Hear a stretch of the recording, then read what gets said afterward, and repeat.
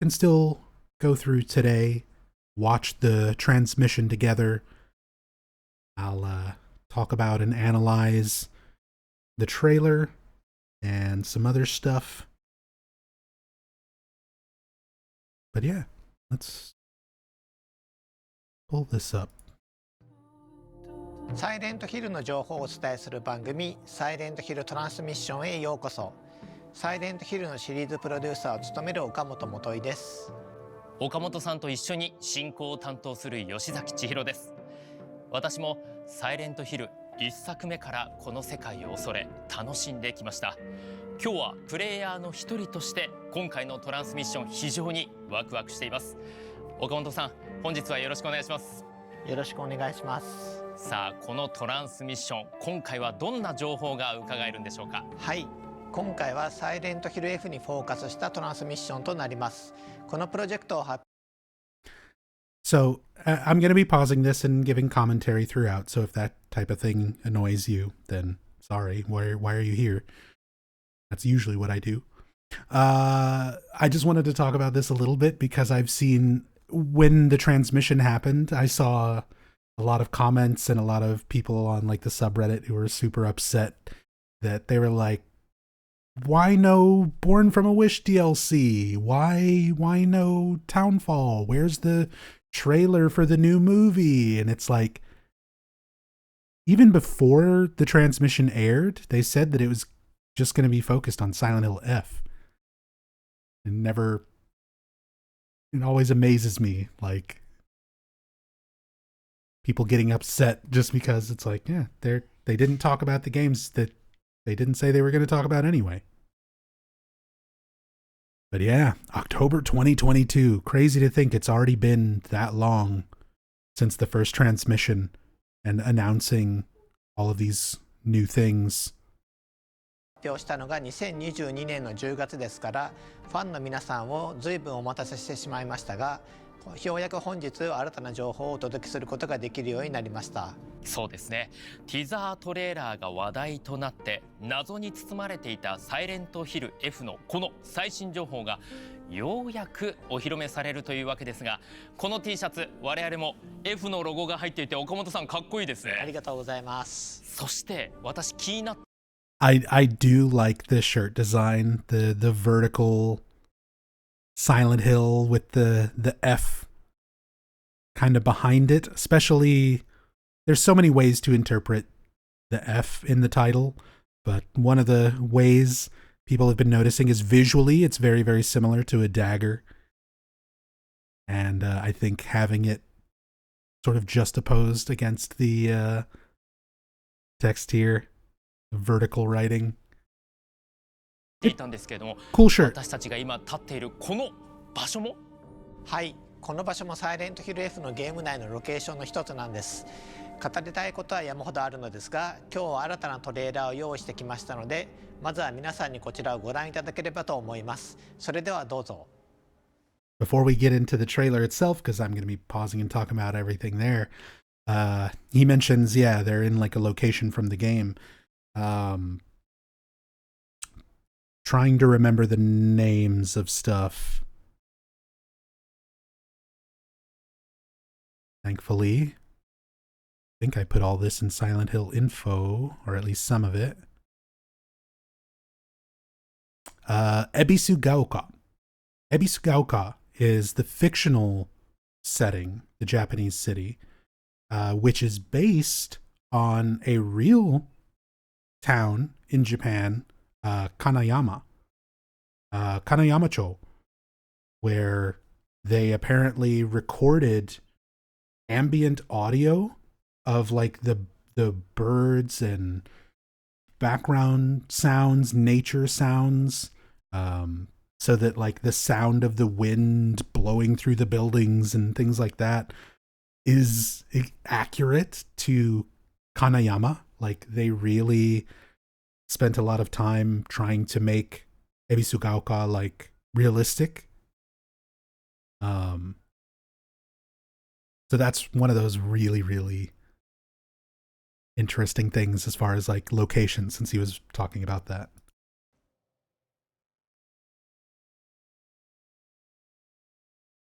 シュウ君、嘘ついてるよね。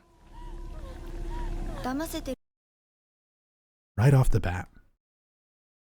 So we've got character names coming at us. Shu-kun. So somebody named Shu, using the honorific kun. So it's going to be a boy, probably a younger boy, probably a classmate. You really think you can fool Hinako? と思う？ひなこを。ひなこはね。 Hinako's dead, and that's our main character. That is like Hinako.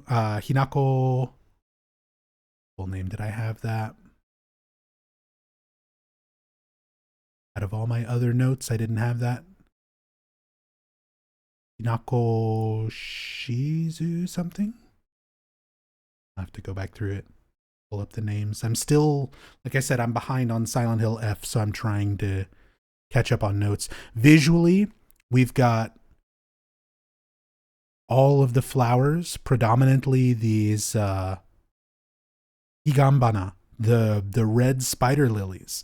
So this immediately, if you know anything about this game's writer, give me a second. Let me pull this up. So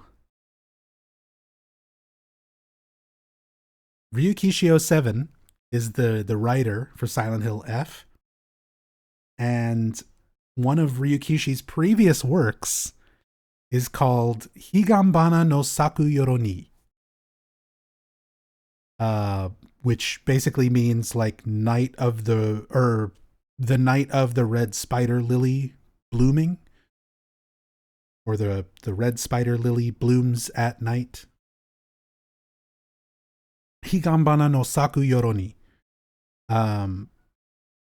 So the red spider lily, which is a very key symbolic point of Silent Hill F, and just like here, let me give a little bit of plot synopsis for Higambana no Saku Yoroni. Takes place in an unnamed school setting composed of several short stories, each told from the perspective of a student or staff member from a school. Each story features bullying as the major overlying theme, as every story's protagonist is depicted as either a victim of bullying or a bully themselves.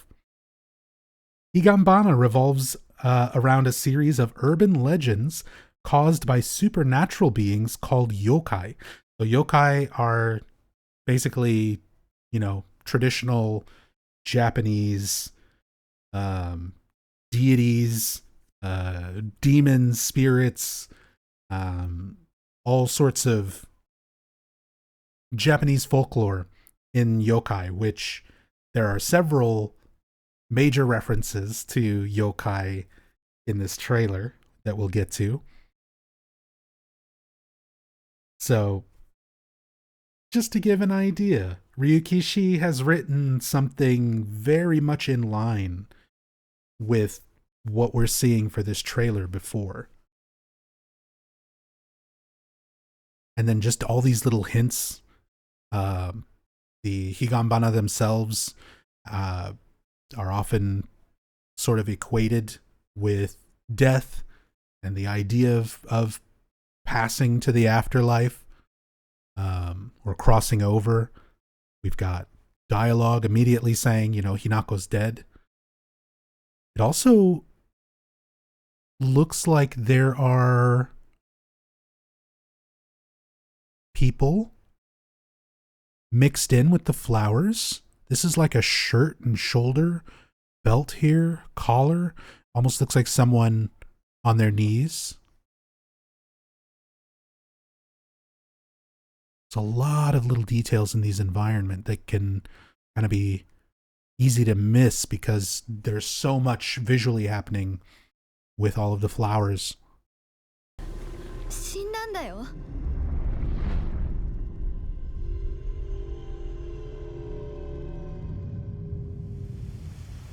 ひなこはお友達といつまでも一緒にいたい。お友達は永遠じゃないのよ。彼らだっていつか必ずあなたを裏切る。あなたが裏切り者と呼ばれたように。きなこ？あ、ごめん。何？天秤にか I just want to 裏 see. 切り者と呼ばれたように。 Yeah, so we see she's experiencing fog. きなこ？ And then it's gone when she sort of snaps back to this, moment in reality.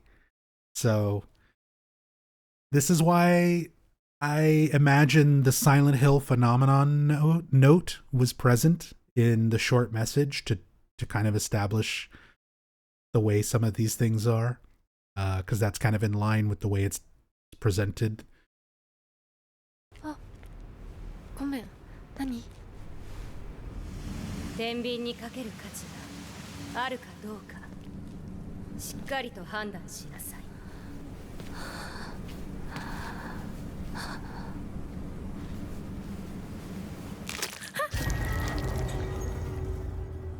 Stepped in a dead bird.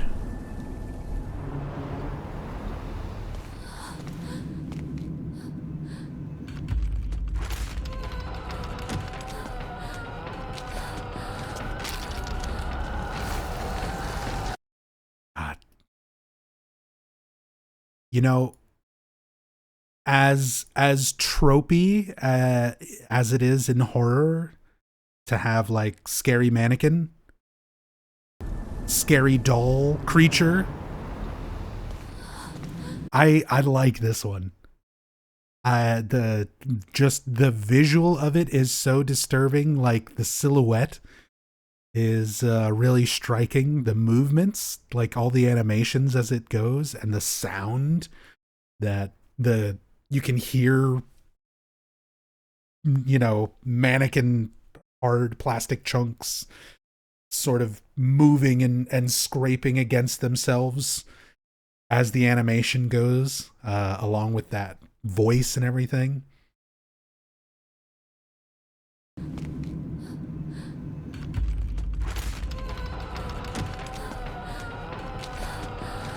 The voice, the way that sound is, reminds me a lot of the ghosts in like Silent Hill 4.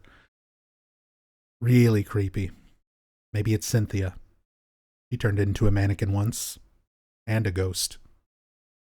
All the bases are covered.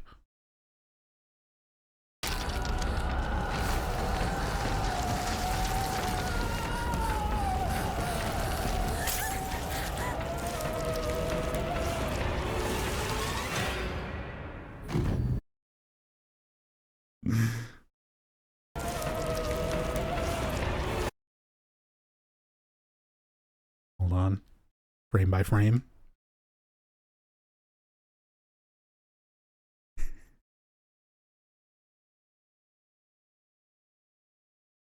Nine whole frames. 8 frames. So I had two thoughts when I was reviewing this. My first thought was, that's Kuchisake Onna, traditional Japanese ghost, the slit mouth woman. So we're going for like traditional Japanese ghosts and yokai and stuff like that, which I'm super into. I know might not be everyone's cup of tea. I'm a huge weeb. For those who don't already know, I love Japan. I've been to Japan. I'm more than just anime and media. I appreciate Japan, Japanese culture. But yeah, this looks really interesting to me. If we're gonna have stuff like Kuchisake Onna in here. And then the second thought I had was, oh crap, it also kind of looks like a scary lady from Downpour. It looks like a dirty lady. My name for the screamers in Silent Hill Downpour. Kind of looks like a dirty lady. Hopefully it's more Japanese yokai than Downpour Dirty Lady. ひなこ、いつまでここにいる気なの？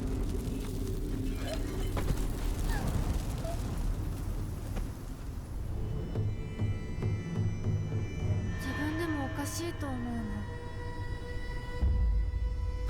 Yeah, so like all these little clips here with the temple. 自分でもおかしい。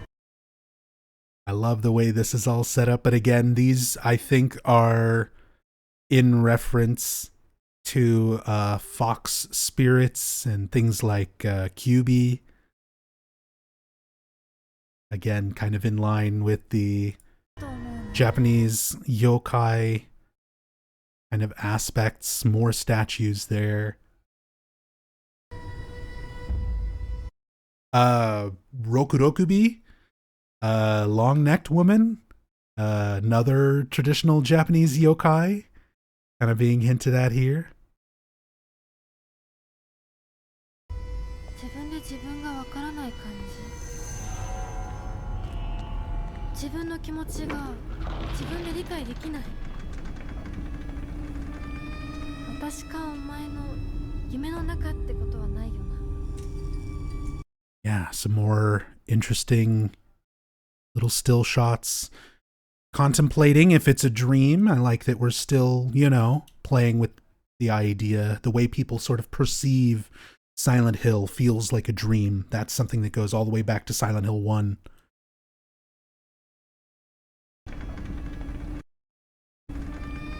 私かお前の夢の中って。 One of the boys from that group that we saw in the little scene of her in front of the shop earlier, this I'm guessing is Shukun, who was named at the start of the trailer. ことはないよな。 Photos. Looks like Hinako herself, but not really in a place a photo would be. Typically, it's not like hung up or... Although, actually, this is the type of photo and the type of setting that would be like an altar for paying respects to somebody when they've passed. You would light incense and put, you know, offerings, especially with kind of the framed, like, black and white photo. It's the 1960s as well that this takes place in, so in terms of setting and aesthetic, it's going to be very similar. But yeah, the more I look at it, it's more like an offering that you would typically have traditionally when like a family member passes.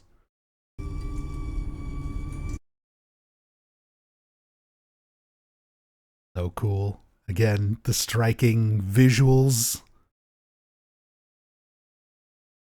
Very very reminiscent of the Sakura head from Short Message.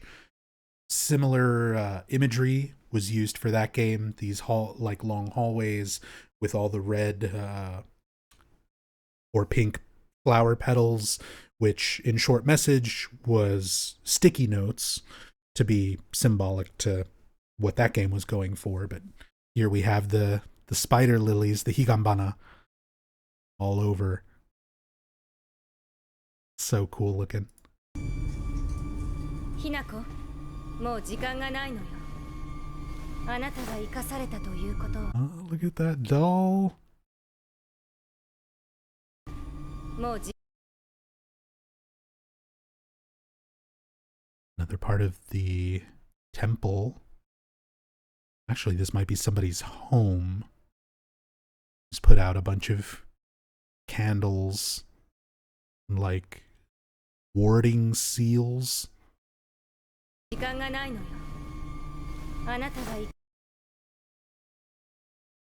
A lot of traditional Japanese doll imagery in our creature design so far. This is what If anybody ever saw Silent Hill Revelations, first of all, I'm sorry to make you remember that. Second of all, Silent Hill Revelations, it was the second Silent Hill movie, not made by the people who made the first one. And it's based loosely on Silent Hill 3. Anyway, there's a really dumb part of that where there's a mannequin spider creature that grabs girls and turns them into mannequins so that it can add their parts to itself. This is like a much cooler, actually scary version of that. されたということは Again, the box statue with multiple tails, that's very in line with Kyubi from Japanese folklore. Kyubi, one of the Japanese yokai that are typically considered like especially powerful in what they're able to do. And again, if we're seeing stuff, we've seen stuff like this from Ryukishi in some of his other works. So not too surprising, but it's just cool seeing all the Japanese aesthetic. They're playing the folklore, the yokai, the Japanese culture and history into the horror. I know it's not going to be everyone's cup of tea. There's already going to be people complaining that it's not set in Silent Hill in America anymore, but I like Japanese horror, and I'm curious to see what they do with this, how they try to make it wrap back to the series, if they even try to do that at all, which I kind of feel like they will. I don't feel like this will be so detached from the rest of the series like a lot of people are speculating. I feel like they're going to try to tie it in some ways, but purely speculative for now. ここに至ってもまだ迷いが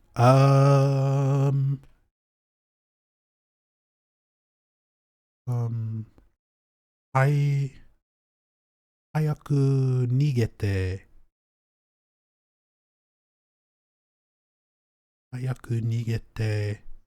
取り返しがつかなくなる。So 早く逃げて取り返しが少なくなる。So that's interesting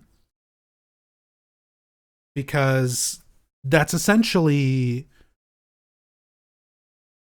run away, quickly run away. Hayaku is quickly, to do something fast. Nigete is like run away or escape. Torikaishi ga tsukanaku. There's a Japanese phrase, like an idiom, torikaishi ga tsukanai.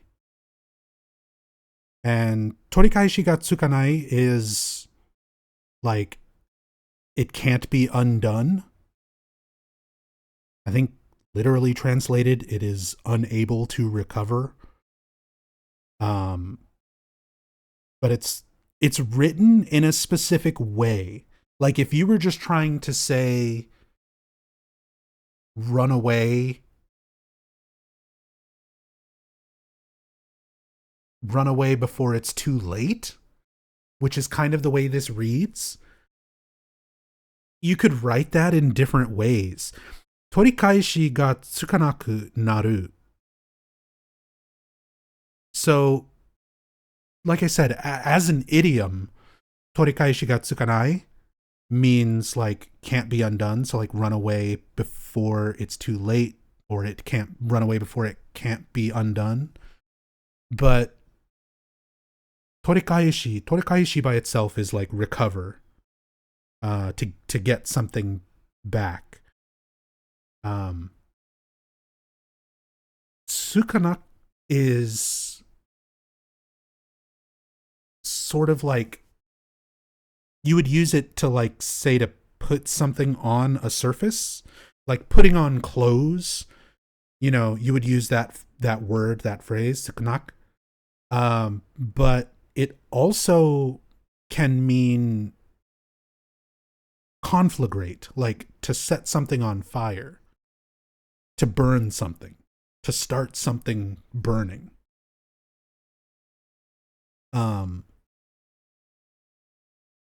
And I feel like that was an intentional use of the phrase sukanaku. Like, again, if you were just trying to say run away before it's too late, it would probably be written differently. This phrase, hayaku nigete torikaishi ga tsukanaku naru, is sort of unique in that. And I feel like that's intentional. があるということなのね。あなたがそれに悩める時間は。Yamana. あなたがそれに悩める時間は。We see the like legs step out.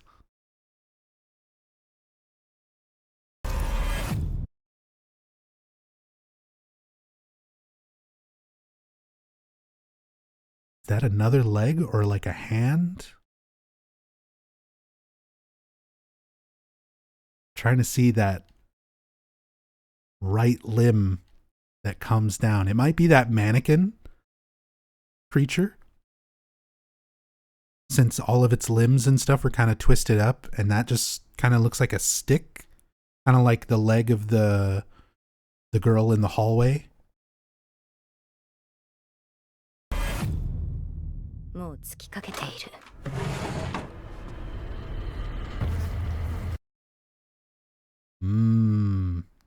I do love me some Japanese food. The Japanese equivalent of the Resident Evil 7 dinner. It's so disgusting, but it's so cool.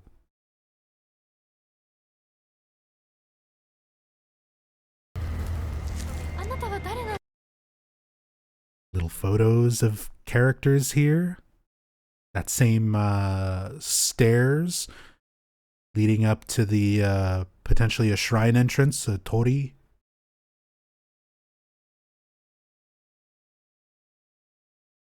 Older pictures, possibly Hinako as a baby, maybe her mother. Oh.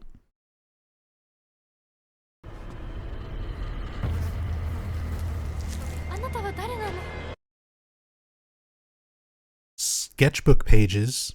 You can see the sketchbook, like where things have been ripped out. Presumably, these are meant to be Hinako with some bloody kanji. Shine, which just means die. Usually in the context of, I want you to die. Shine. Shine, shine.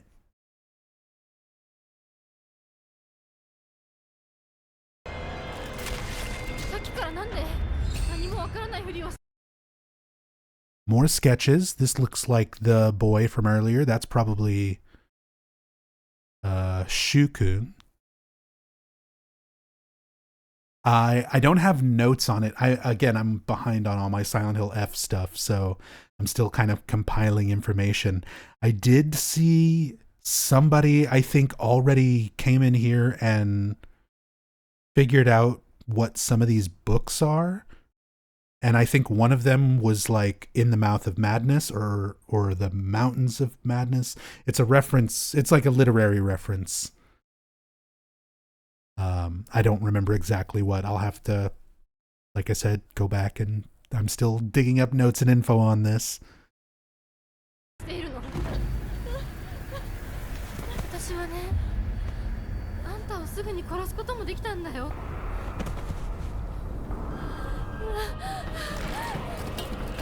Oh yeah. And see it moving there in the back. Right here. I just like seeing all these little things.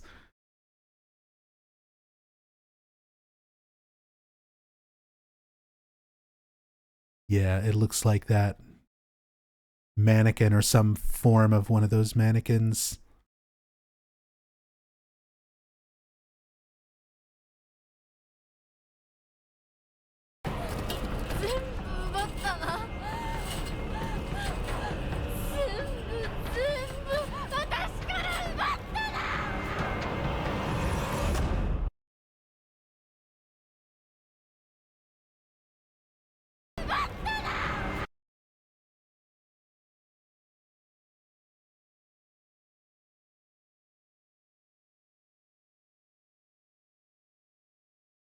Hard to see what she's directing this towards.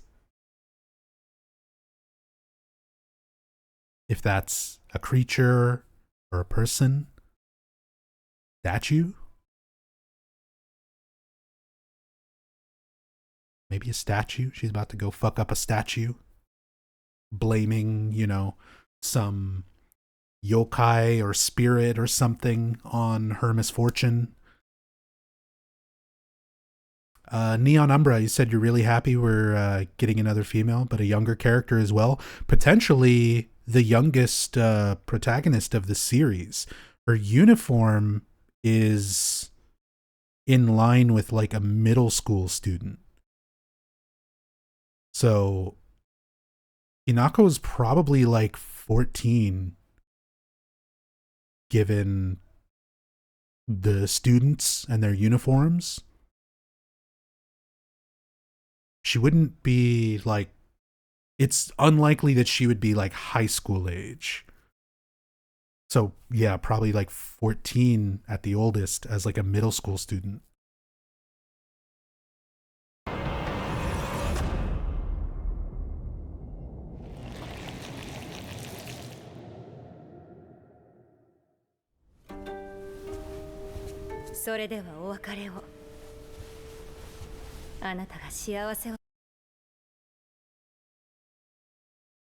Again, we've got kind of the symbolism with the knife,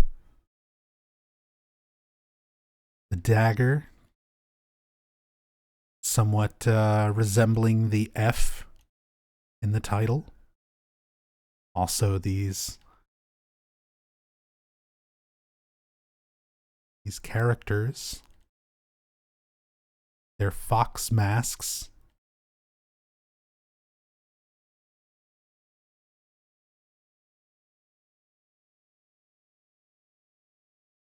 And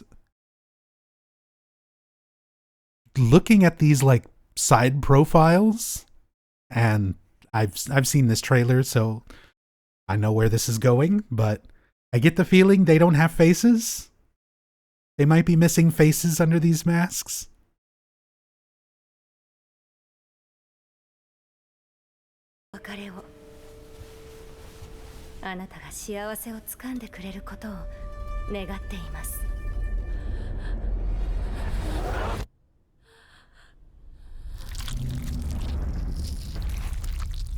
Ooh. So many cool little details.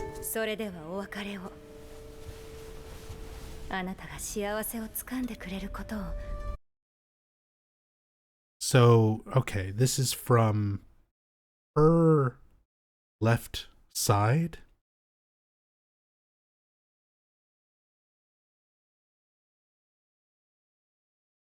So it's from that perspective looking this way. So this person who's sort of like off screen here, because we see the others, just like the eyes glowing and stuff in the back there. Look at her eyes shaking and like the twitching and stuff. Really nice facial animations and character models and stuff just in general.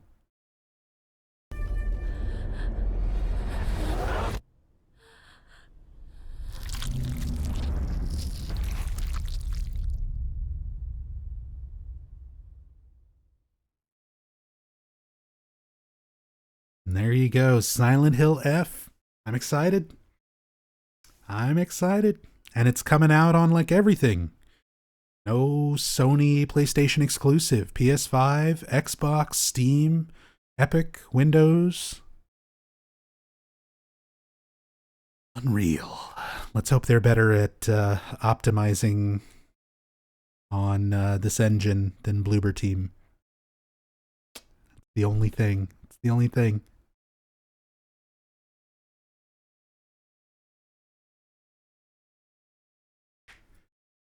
謎が謎を生み、そして恐怖が恐怖を生む。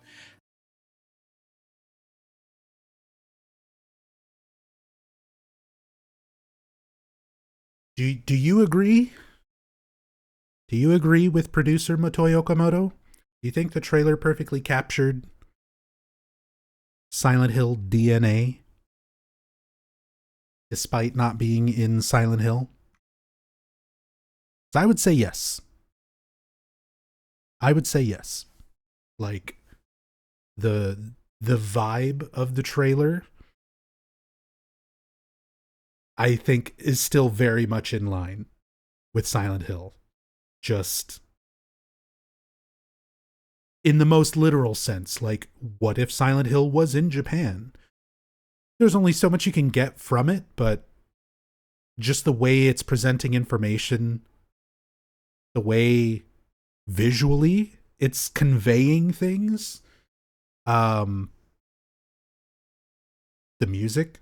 I am a fan of the music and the soundtrack, and we do still have Akira Yamaoka contributing for the sound. He's going to show up a little bit later, so I'll just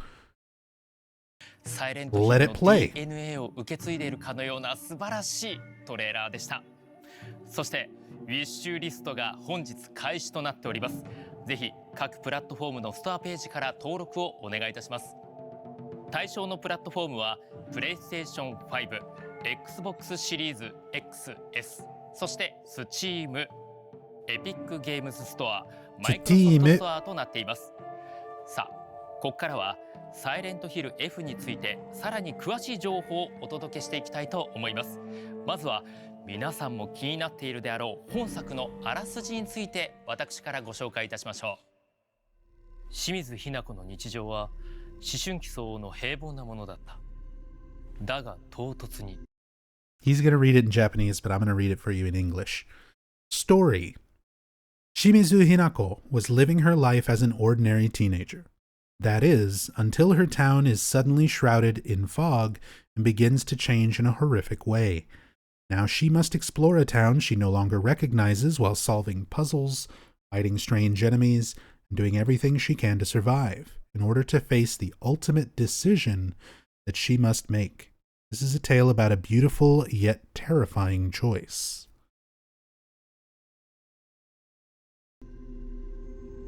街は霧に包まれ、おぞましく変貌していく。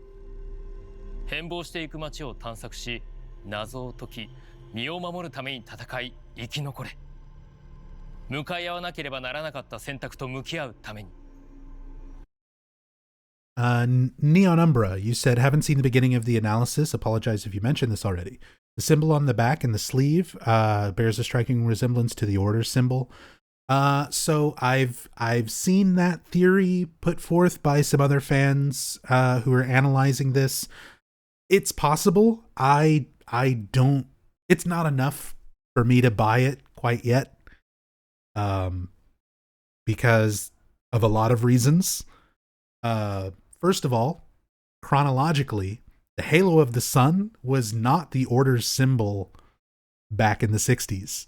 The halo of the sun was one of the cult's newer symbols that actually cropped up sometime between the 17 years of Silent Hill 1 and Silent Hill 3 happening.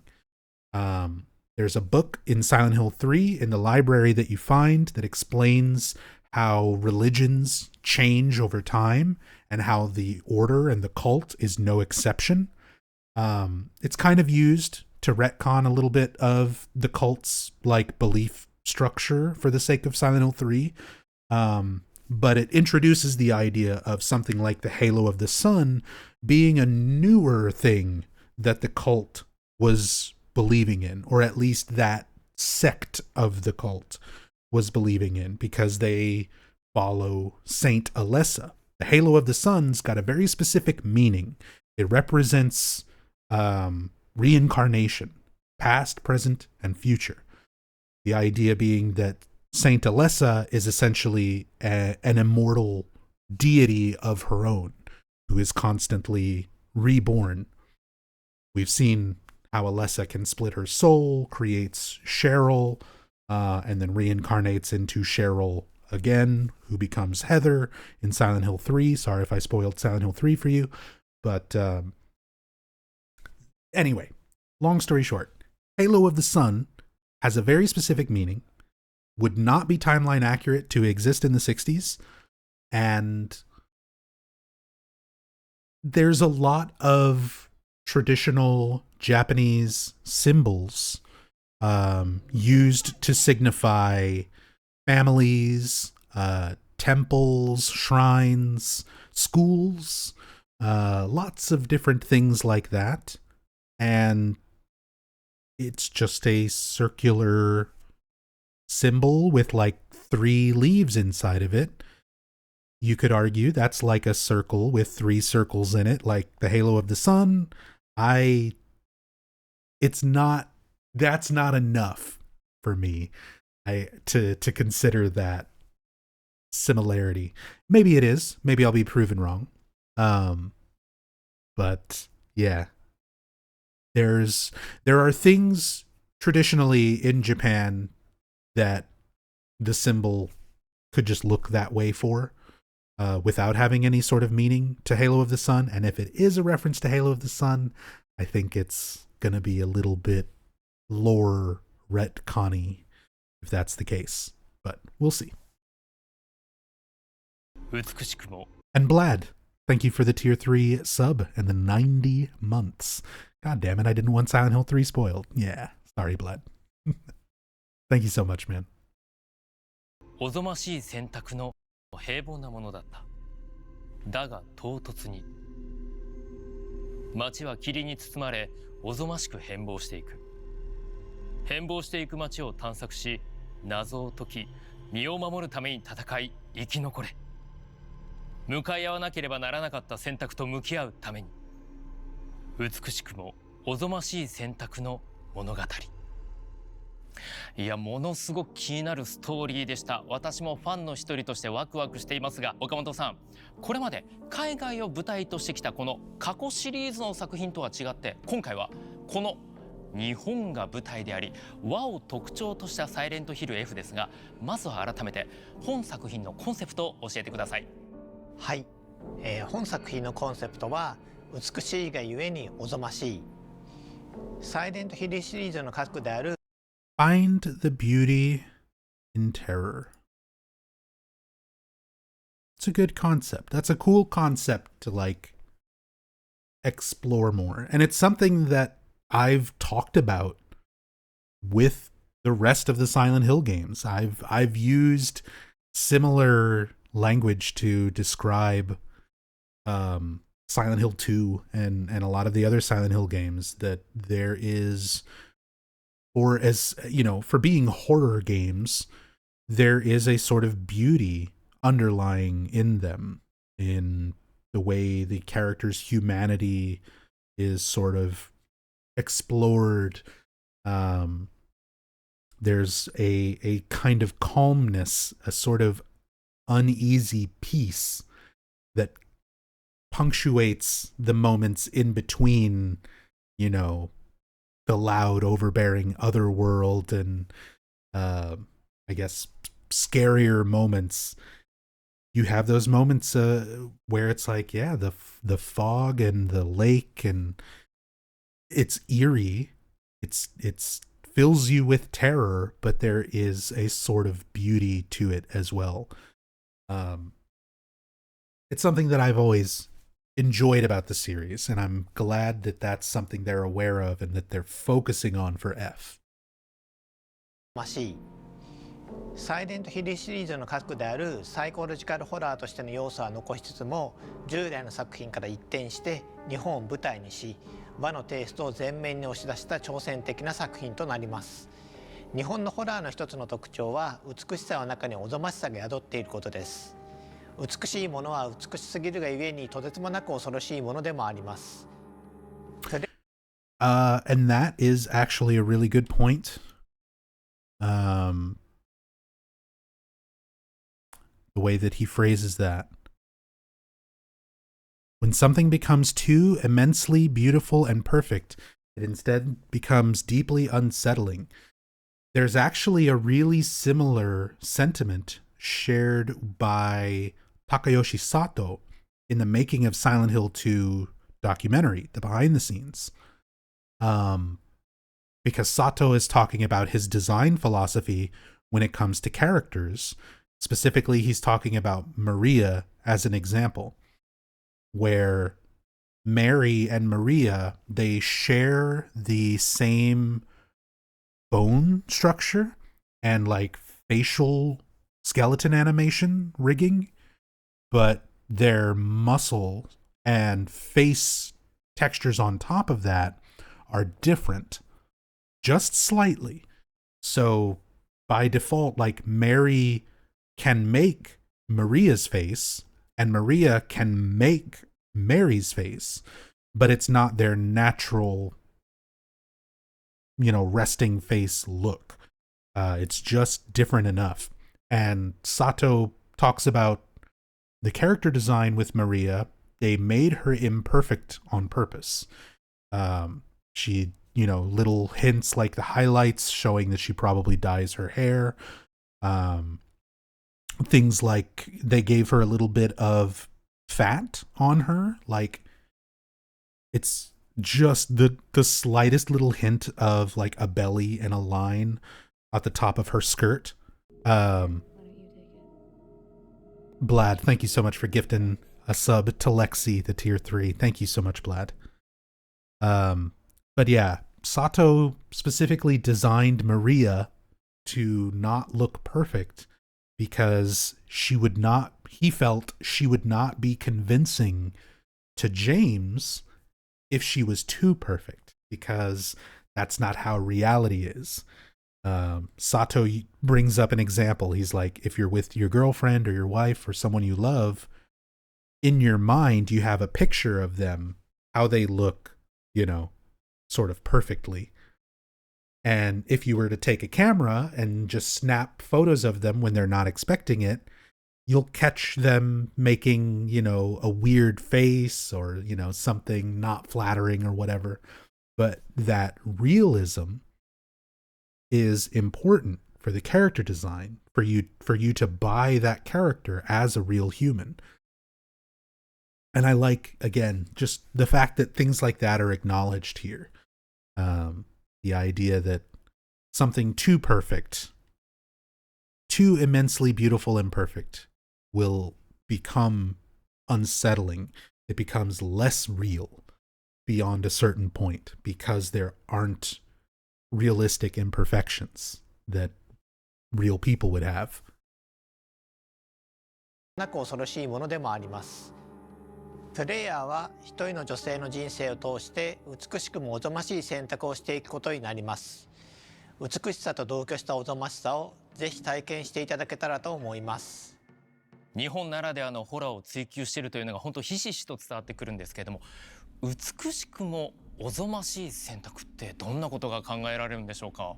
まさにそれがこの作品のコアになっていますので、美しさとおぞましさが共存する様をぜひ体験していただければと思います。ありがとうございます。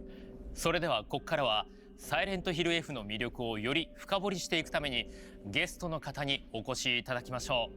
今回ストーリーを担当されているこの方です。どうぞ。Ryukishi himself.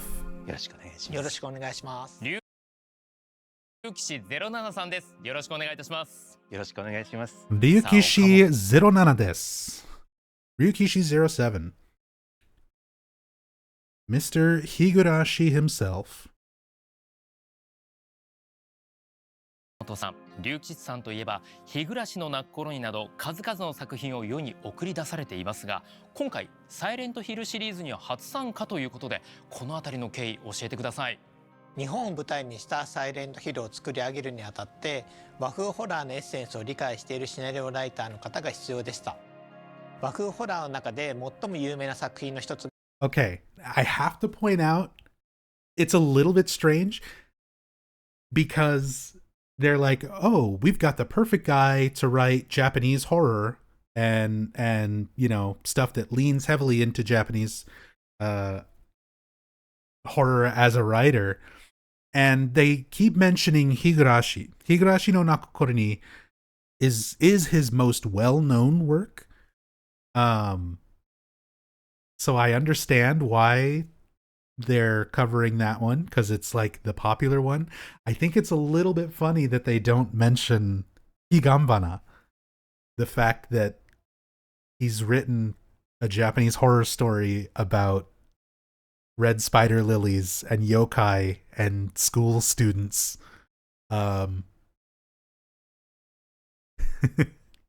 He's written that. He's written something almost exactly like this before. So it wasn't Higurashi. Higurashi is not that similar when compared to the way Silent Hill F is being portrayed. But Higambana is very similar. They don't mention Higambana. が日暮らしの泣く頃にです。多くのユーザーが当時事件の謎を考察していました。サイレントヒルもまた特に2がそうなんですけれども、多くのファンが考察を楽しんでいるコンテンツです。恐怖があり考察があるストーリーを書くにあたって日暮らしの泣く頃にの龍吉先生はベストな選択でした。龍吉先生はサイレントヒルの大ファンでもあります。本作も最初のエンディングを終えた時点では多くの謎が残されますので、ぜひ楽しみにしていてください。岡本さん、ありがとうございます。さあ、龍吉さん、サイレントヒルのファンというのも分かりましたし、やっぱりこの恐怖考察といえば龍吉さんというのは我々も本当にうなずくところなんですけれども、今回岡本さんからオファーを受けてどんな気持ちでこちら臨んでいったんでしょうか。はい、最初はですね、何しろ有名なサイレントヒルさんからお声がかかったということもあって、私のスタッフの方がですね、むしろいや実はシナリオと見せかけてもっとthat I feel has to be like the most appropriate, like that is a very appropriate and very Japanese response. Like, Konami wants you to do something. Don't get too excited. Don't get too excited. It's Konami. It could go either way.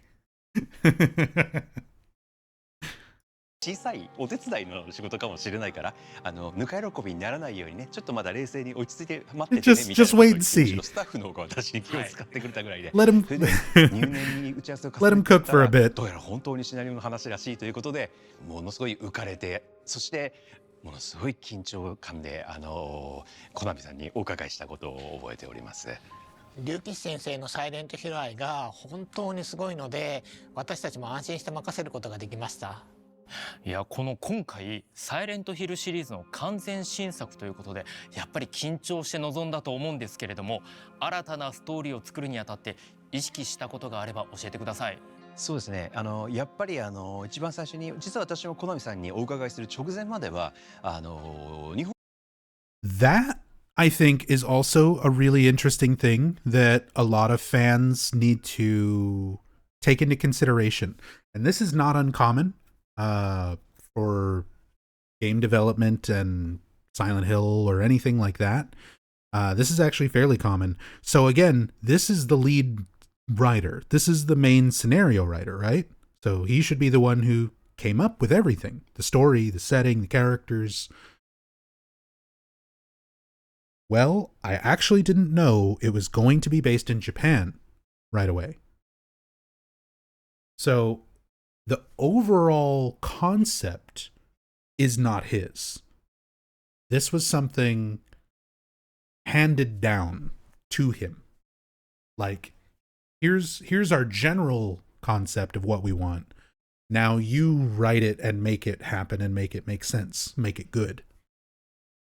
So I think that's something important to keep in mind, because I've noticed like a lot of frankly very weird, vaguely racist takes on Silent Hill being set in Japan, and a lot of, not a lot, but I've seen people kind of pointing blame towards like Ryukishi and stuff for that, and it's like that was not even his thing. Like they hired him on as the writer, but it's not his concept. 日本が舞台になるとは思わなかったんです。やはりサイレントヒルという街の名前を冠したゲームですから、やはりサイレントヒルが舞台になるだろうと思っていたんです。ですが実際にお会いして話を聞いているうちに、今度は日本を舞台にしたいと。で当然私の方ではサイレントヒルっていうのはサイレントヒルでやるからサイレントヒルなんだろうと思った。I feel like this, he probably shares this sentiment. But I feel like this transmission, they knew how some fans were probably going to react to the new setting, and everything like that. And this feels like we need you to acknowledge this so that people know we're not just like doing it without thought, taking Silent Hill out of Silent Hill for no reason whatsoever. But I do like that they're at least kind of covering that subject, you know. Hey, I thought Silent Hill was Silent Hill because it was set in Silent Hill.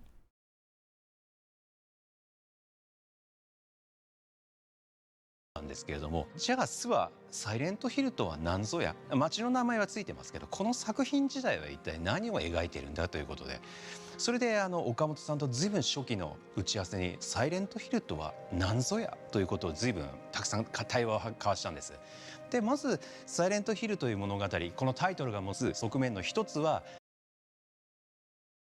So he kind of acknowledges that, you know, it is the town, it is the setting, but it's also more than that. And the sort of overall concept, the things that people like about Silent Hill, and the fact that they're acknowledging that there is kind of a difference. And there is. And again, I'm not one of those fans who thinks that a Silent Hill needs to be in Silent Hill. I do hope that it has just a satisfying answer as to why. Like, has a little bit more connection than something like Short Message. Because Ice Saffron, you said, I mean, they set Silent Hill 2 in USA, right? I think it's cool they're doing one set in Japan. Every Silent Hill game since Silent Hill 1 was set in the United States. If not in Silent Hill itself, which is in Maine,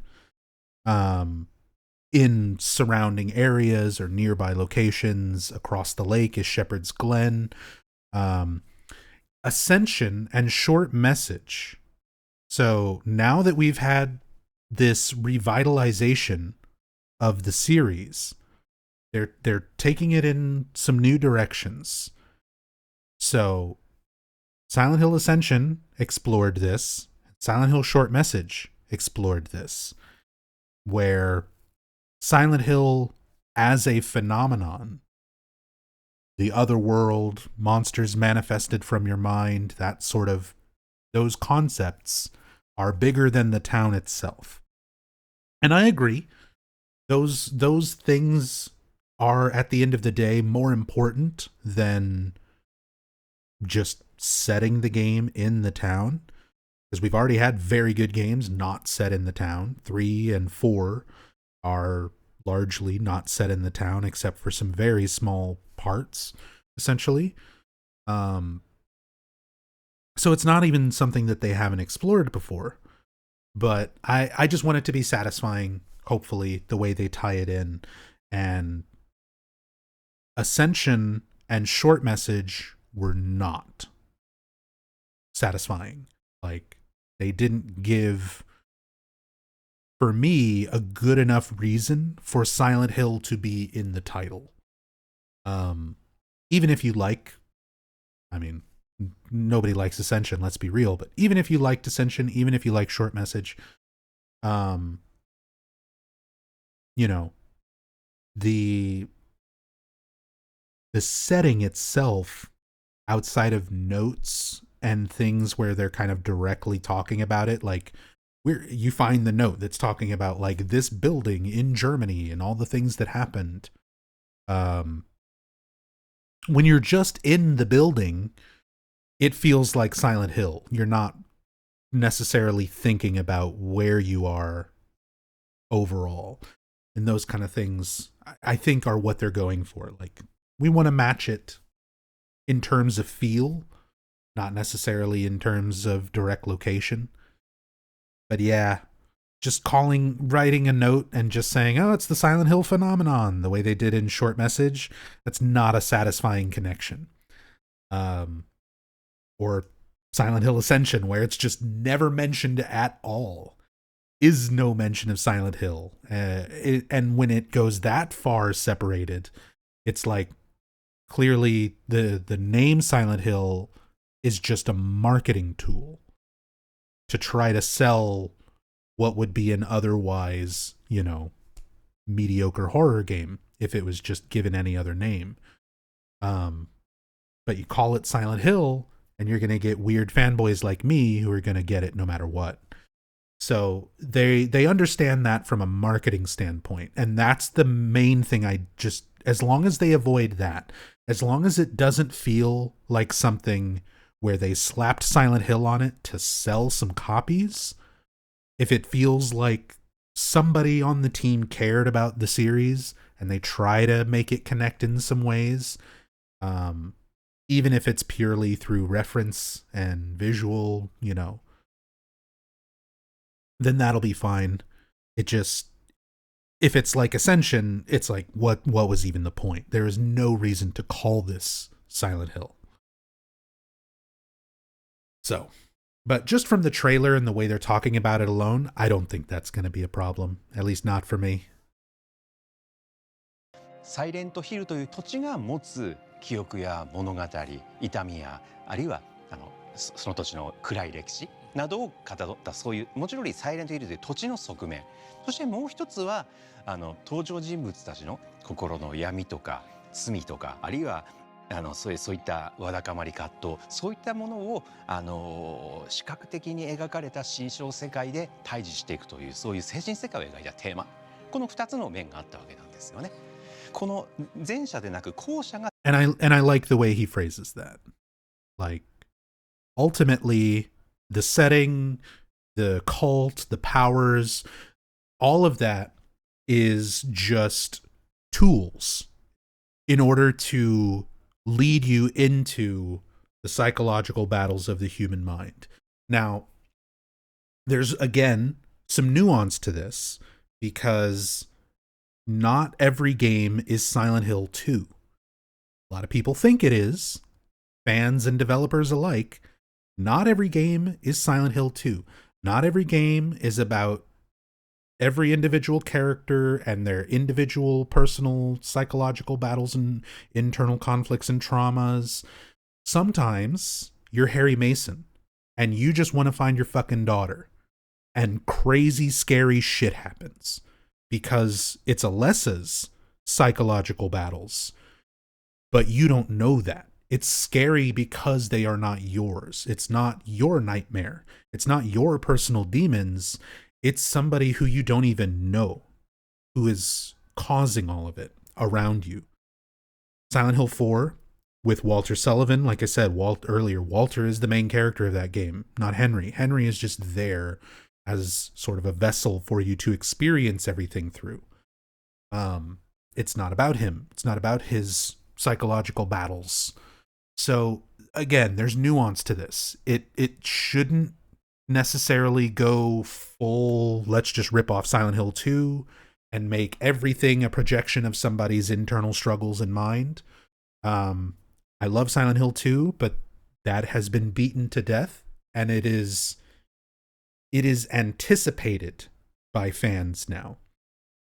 I would have much more interest if they throw some curveballs and it's not, hey, let's try to analyze everything from the perspective of what it means symbolically to our main character. Give me some shit that I don't know. Give me some stuff, some questions with no answers, and some nightmares and some trauma that is not necessarily tied just to us. And I feel like this, using the sort of Japanese folklore and yokai to maybe present that side of it, where some of it is going to be personal, but some of it is just going to be like, what if these things were real? What if you entered into a plane of existence where Kyubi and Rokurokubi, Kuchisake Onna, all these things exist and are after you. You can still have your character and their stories coincide and be parallel, but you can also break out of that and have other things affecting them that are not necessarily, not necessarily just that personal psychological aspect. この前者でなく後者がサイレントヒルであると考えたならば、サイレントヒルは成立するんではないかと考えるに至ったわけです。やっぱりファンならではの葛藤があってディスカッションがあって今に行き着いてるんですよね。はい。いや他にも意識されて。And same thing, I feel like this video was made to address a lot of the criticism they knew they were going to be getting from fans. But yeah, the way he phrases that, I can see your passion for the series led you to ask all these questions. The idea is like, don't worry, we thought about this. Like, we're not just changing it for the sake of changing it. There's been some thought and some discussion behind it, and it might not be completely in line with established lore. It might not completely line up with a lot of fans' ideas for what the series is, but to me, there's enough overlap with their ideals, if they're at least true to their word. There's enough there. The passion, the idea, the concept, where, if those things are all good, then the setting is less of an issue, if an issue at all, which I don't think it will be. I've got enough faith in Ryukishi and kind of the way they talk about it that F is probably going to be good. ディスカッションがあって今に行き着いてるんですよね。はい。いや他にも意識されてることがあれば教えてください。実は私それまでのサイレントヒルも一通りやらせてきて、いつも割と女性が割と柔軟というか気の毒な生まれた時から気の毒。He played every Silent Hill game. Did you play Book of Memories? Every Silent Hill game, Ryukishi? You went out of your way to play Homecoming? They didn't even release that one in Japan. Played all of them? I'm sure he means he played the ones that matter.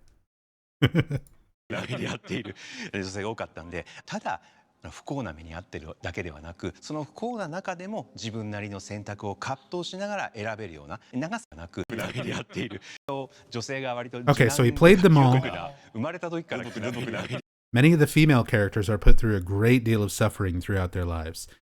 That's a really good point. It is a lot of times the female, outside of Silent Hill 3, and to some extent, I guess, Short Message, but out of like the original game, Silent Hill 3,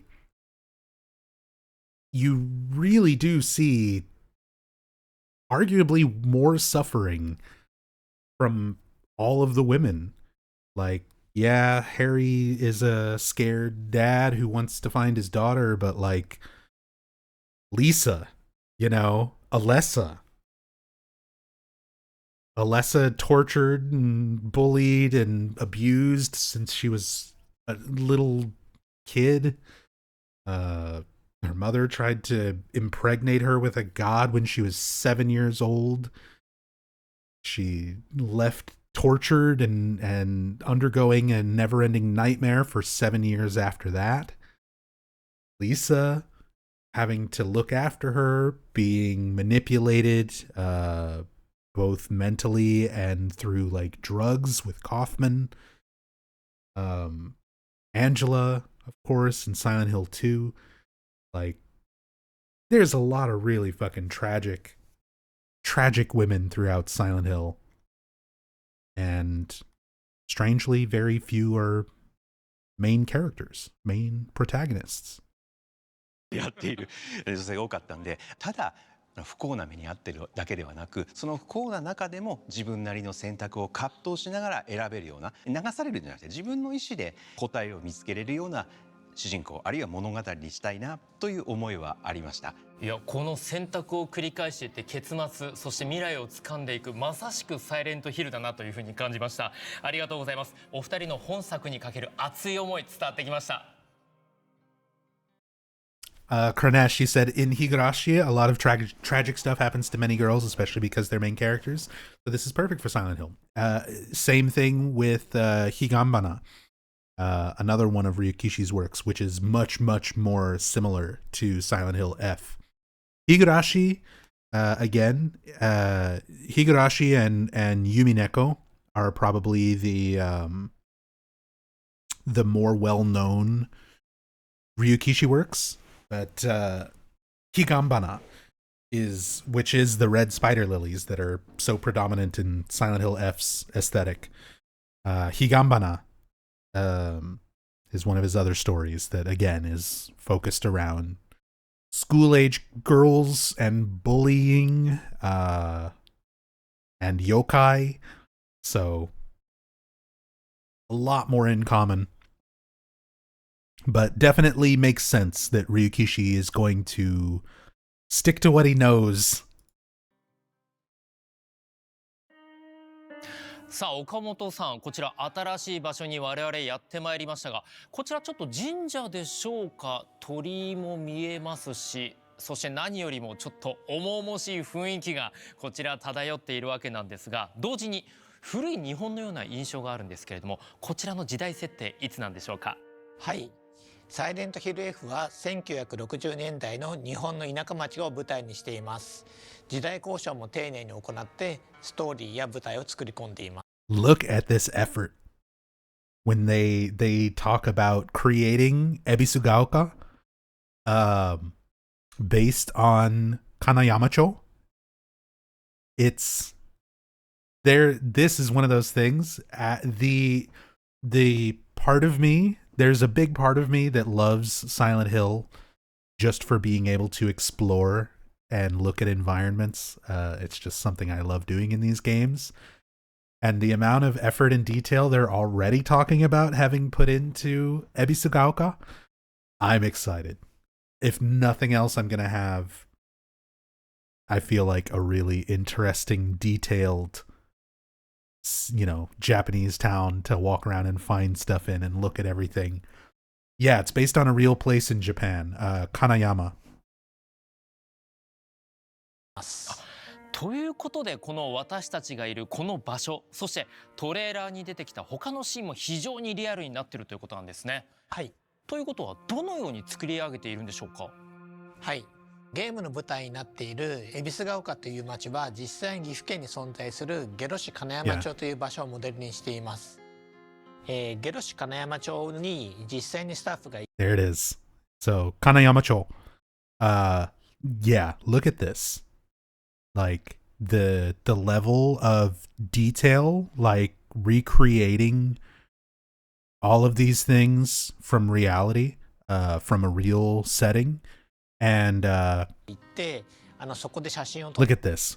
Recording even the sounds of day-to-day life. So they're getting the sound of the rivers that run past Kanayama so that you get that authentic sound. They're recording, the wind as it howls through the alleyways and the birds and natural wildlife of the area to like recreate Kanayama into the fictional Ebisugaoka. Like, that is another level. That is such a great detail. There's been times in the past where this has been done on like a smaller scale in the series. So like Silent Hill 2, when they were creating and designing the town for Silent Hill 2, the core members of the team flew to California because that's where the Konami US offices were at. They were in Redwood, California at the time, and just like 10 minutes away from Redwood, California, is oh my god, my brain.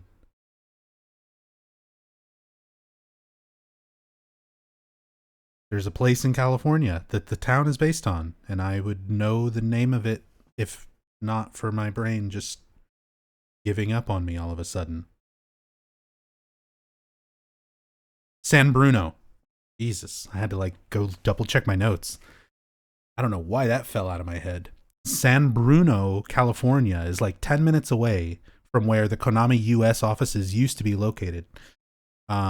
So staff like Takayoshi Sato went and took photos of all of the streets and buildings and everything around San Bruno, California, and recreated a lot of the streets and buildings and signs and storefronts, because there's a lot of really unique architecture that is specific to that area. And they used that as their reference for Silent Hill 2. But not to this level where like they weren't trying to like recreate San Bruno.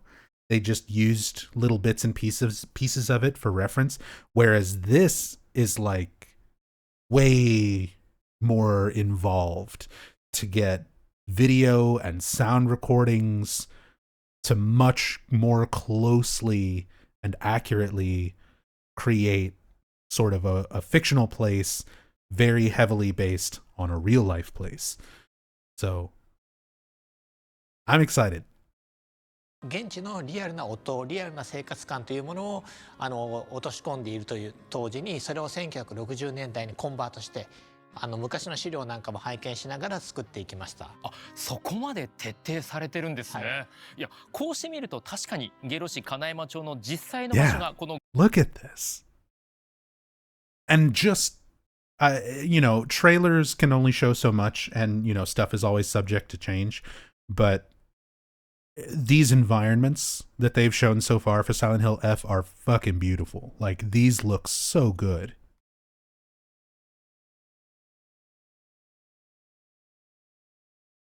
Like, it's almost to the point where this is like hard to tell it's a render next to an actual photo of Kanayama. ゲーム内で再現されているというのがよく分かってくるわけなんですけれども、ちなみに下呂市金山町がモデルとなった決め手、どこにあるんでしょうか？はい、下呂市金山町の筋骨エリアを舞台にしたいと龍吉先生がおっしゃいまして、それで採用することになりました。龍吉先生の肝入りということですが、ちなみにこのエリアを選んだ理由教えてください。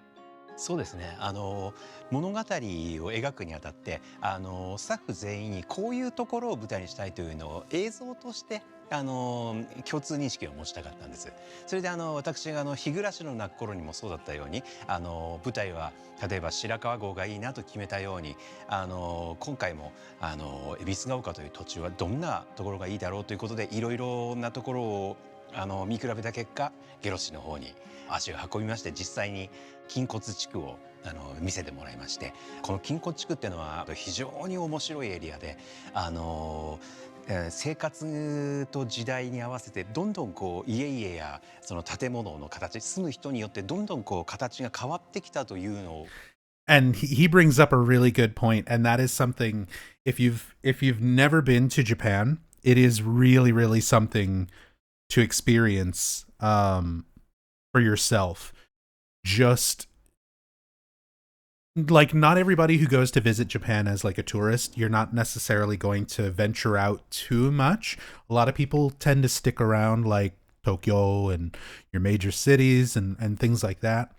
But if you do like venture out into some of the other places, and especially places that have changed a lot since like, you know, this game's setting, since like the 60s, there was so much restructuring and rebuilding and completely changing the infrastructure after, you know, the World War, and after everything to sort of, I guess, change after all of that. So there's parts of Japan that are so modern, you'll feel like you're in the future. And then like an hour, you know, an hour's car trip away, or like a few stops on the Shinkansen, and suddenly you're in a place like Kanayamacho, where you can see all of these remnants of like the old infrastructure that is still there, but new infrastructure has sort of been built on top and around it. So you get this really interesting blend of aesthetics in a lot of places. It is something very unique to a lot of areas around Japan. It's a very particular feeling in these places, and I'm glad that Ryukishi acknowledges something like that and took the time to like take that into consideration, finding locations like this. 肌で感じられるとてもその独特の造形感のある街並みなんですよね。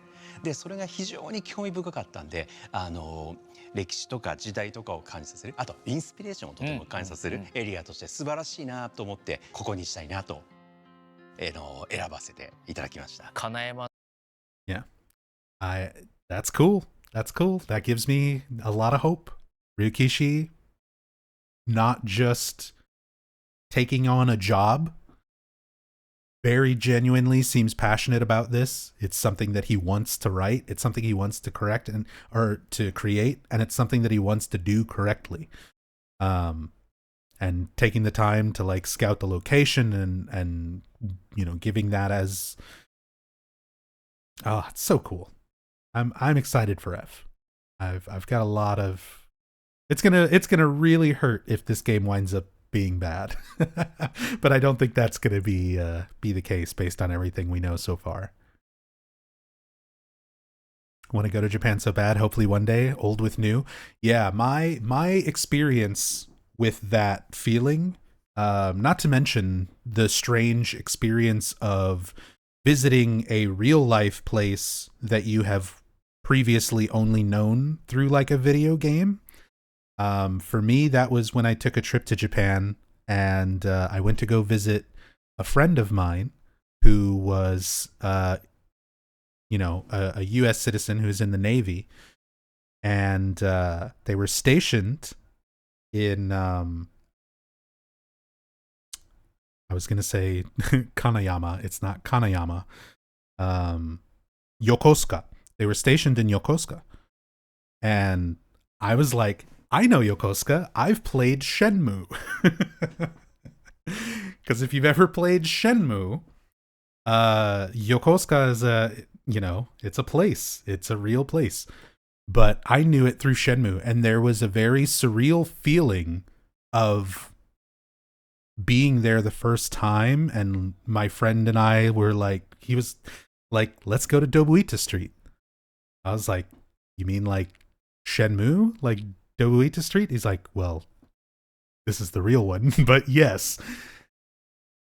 And there is that aspect of, wow, like how accurate it all was to something that I'd only experienced through a game. The weird feeling of familiarity for a place I've never visited until then. but then also how much it had changed since, let's see, Shenmue was out for 12 years before I went to Japan and went to Yokosuka. So yeah. But I'm glad that things like that are being taken into account for this. 町は創作意欲、そして竜騎士先生を刺激するには素晴らしい場所だったということですね。そうですね。ありがとうございます。さあ、それでは続いてコンセプトビジュアルの紹介に移ってまいりましょう。さあ、気味悪く恐ろしくもありながら、同時にどっか美しさも感じる魅力的なビジュアルとなっています。侵食された世界、鉄パイプ、少女、サイレントヒルの恐怖が伝わってきます。そしてこのビジュアル内のひな子を含めたキャラクターやクリーチャーのデザインはケラさんが担当されています。本日はケラさんからコメントが届いているのでご紹介いたしましょう。私にとってサイレントヒルは自分に影響を Alright, some commentary from creature and character designer Kera, who also worked with Ryukishi previously. I love the Silent Hill series, and it's been a big influence on me. In particular, I am constantly remembering Silent Hill 2 and the messages on the walls, the music, and the monster designs. So when it came to Silent Hill F and bringing the setting to Japan, we had to come up with something that felt just a little different, and I had to really think about how to get that feeling. The monster designs were the hardest. I had to consider everything that's come in Silent Hill before and figure out how to take this game in a different direction, but still be Silent Hill. It might not be the exact same blood-smeared, rusting scenery, but I sincerely hope you'll enjoy our vision and the world we've created. This right here is also something that I'm glad, more than just a different setting, like putting it in Japan, the fact that they don't feel so tied to the imagery of like rust and blood and those sort of things, because those are meant, or were originally meant, to be very specific and distinct depictions of your perceived reality based on the characters whose mind was the source for the other world. So in Alessa's case, Alessa was kept in the basement of Alchemilla Hospital. It's an industrial underground basement. It's metal and concrete and old and rusty because it's not something where patients or people would go otherwise. It's not kept up with like the rest of the hospital. That environment then goes on to be part of Alessa's other world. The blood and burning and sort of exposed flesh aspects of it came from Alessa's injuries from being severely burned. So like those kind of visual aspects were meant to be more specific to the character. Silent Hill 2 comes off, as a parallel to Mary and her condition, worsening, literally kind of rotting while she was still alive. And that is somewhat how the town is portrayed. Vaguely still alive, but rotten. The sort of decay that overtook everything rather than just rust and blood like it was for Alessa.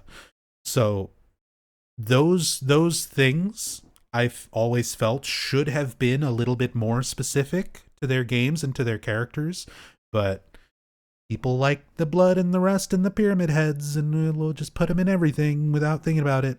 That was kind of the surface level mentality there was for the games for a while there. So like, I'm glad that there's more thought being put into that, and I'm glad that they're upfront with that here. Creature and character design saying like, hey, the aesthetic's going to be different.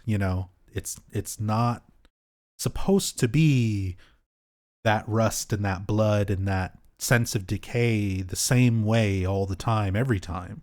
It should be more conformed to that particular setting and those characters.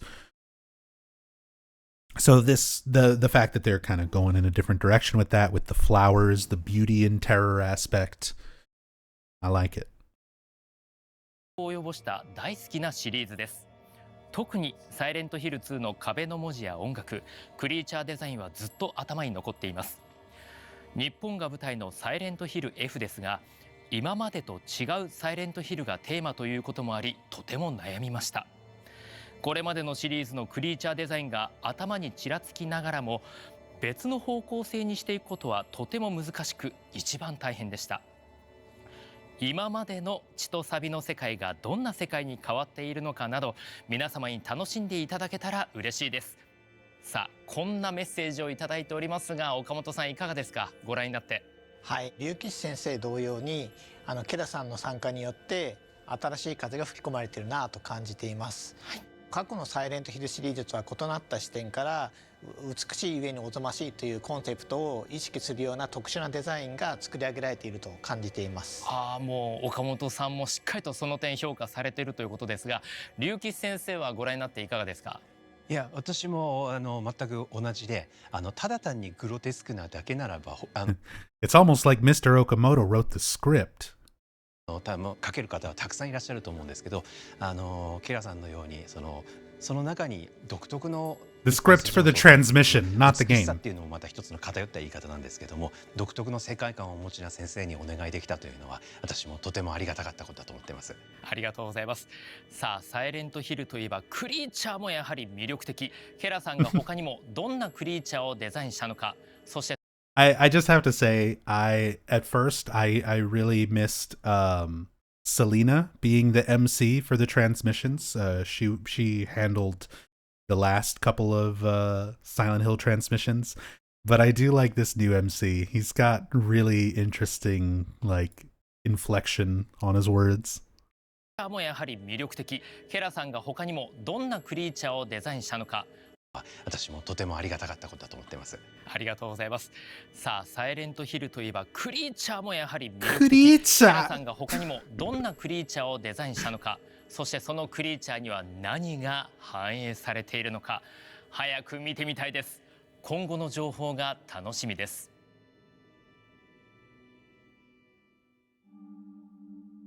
さあ、さらに新たな場所へとやってまいりました。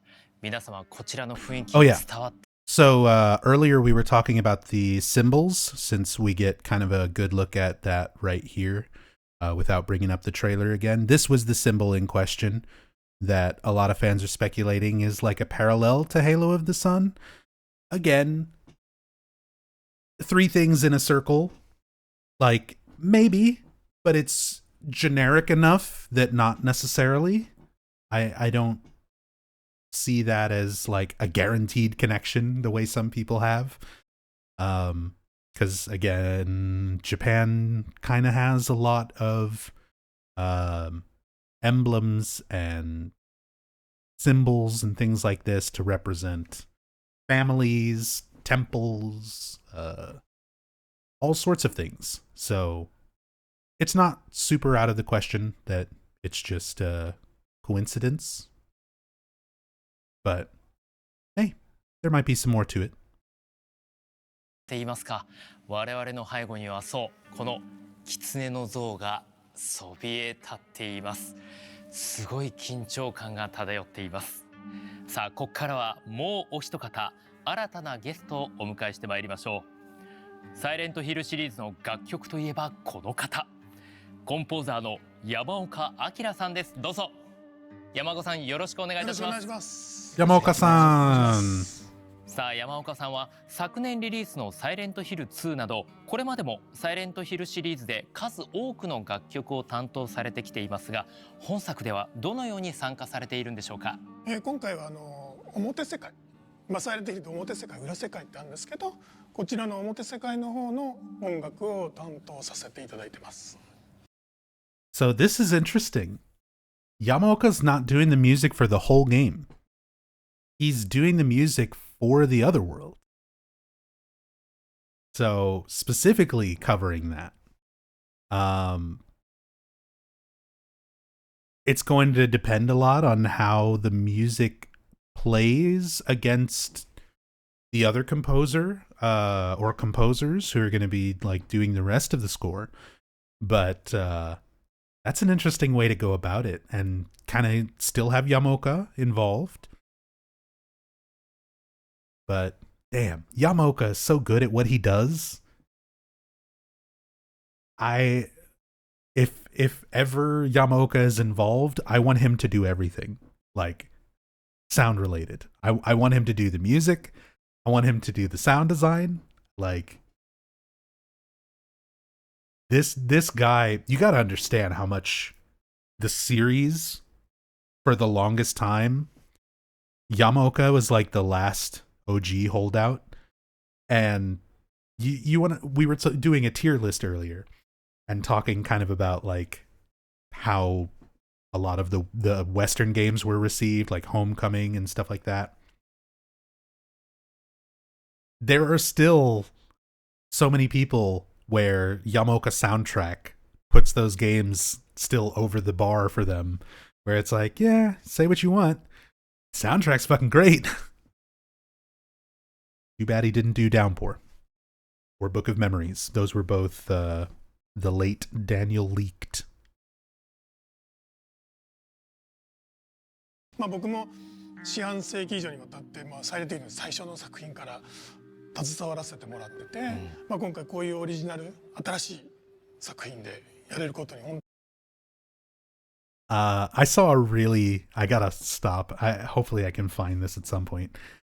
I saw a really funny meme that someone shared where, you know, the meme of the bus and it's like going on a mountain pass, and on one side of the bus is like a really beautiful view, and there's a person sitting there smiling, like looking out the window.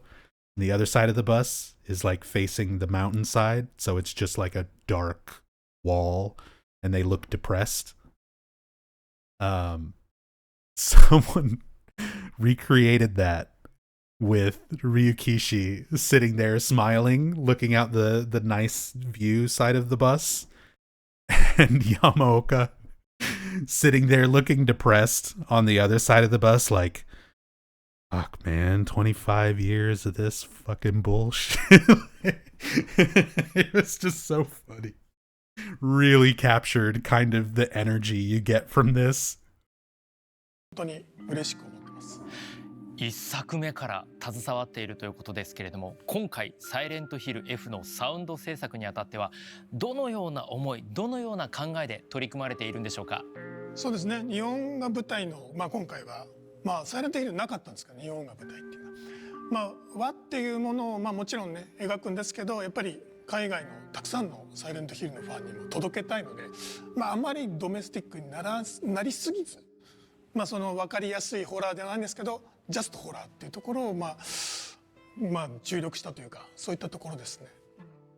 やっぱり全世界の方に楽しんでもらうためには日本だけではダメだってことですよね。そうですね、もちろんその世界観を表現するってことは大事なんですけど、やっぱり今回の F のストーリー、キャラクターっていうものにちょっとフォーカスして、見ればね、これは日本が舞台だっていうのは分かるというか、なんですけど、音はまた別のアプローチとしてホラー、また I like that mentality too. Like, it's clear it's a game made with Japanese, setting and sensibilities in mind. Like, it is the Japanese culture is going to play a huge role in Silent Hill F. But Yamaoka is still approaching the sound and music as like, horror is universal. Like, scary sounds are scary sounds. Music that makes you tense or puts you on edge or makes you fearful doesn't need language. It doesn't need to fit into a category of like sounding like Japanese music. And I would argue that Yamaoka never really makes music that sounds like Japanese music. Like if you only heard his like crazy industrial tracks from, you know, across the series, the quote unquote, you know, cinder block in a dryer type of beat, you wouldn't pin that to any specific, like, oh, that sounds like this type of Japanese music or this type of, you know, American or German influence or whatever country, wherever. You don't really get that. It sounds like music that comes from fucking Satan's asshole. Like that's the sound of the laundromat in hell. It doesn't need to fit any kind of cultural, you know, box. So I'm glad Yamaoka is like sticking with that in his mentality for the music that he's doing, where like he's doing the music for the other world. And when you're in the other world, like shit's fucked up and scary. So he's going to make that the primary focus of his music rather than just Japanese setting. あるいはキャラクターっていうところに主軸に置いて表現することで、それが合わさった時にサイレントヒルらしさみたいなところも生まれるんじゃないかなとは考えてます。ありがとうございます。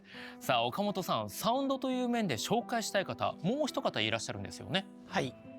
表世界のサウンドは山岡さんに、裏世界は稲毛健介さんに担当していただいています。 Oh, right. 稲毛 That's right. I forgot. So サウンドは山岡さんに、裏世界 Yamaoka's doing the other world, but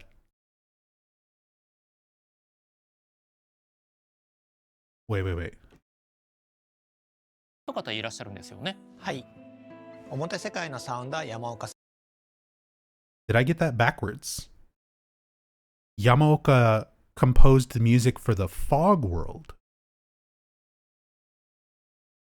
Did he get that backwards? Did I get that backwards?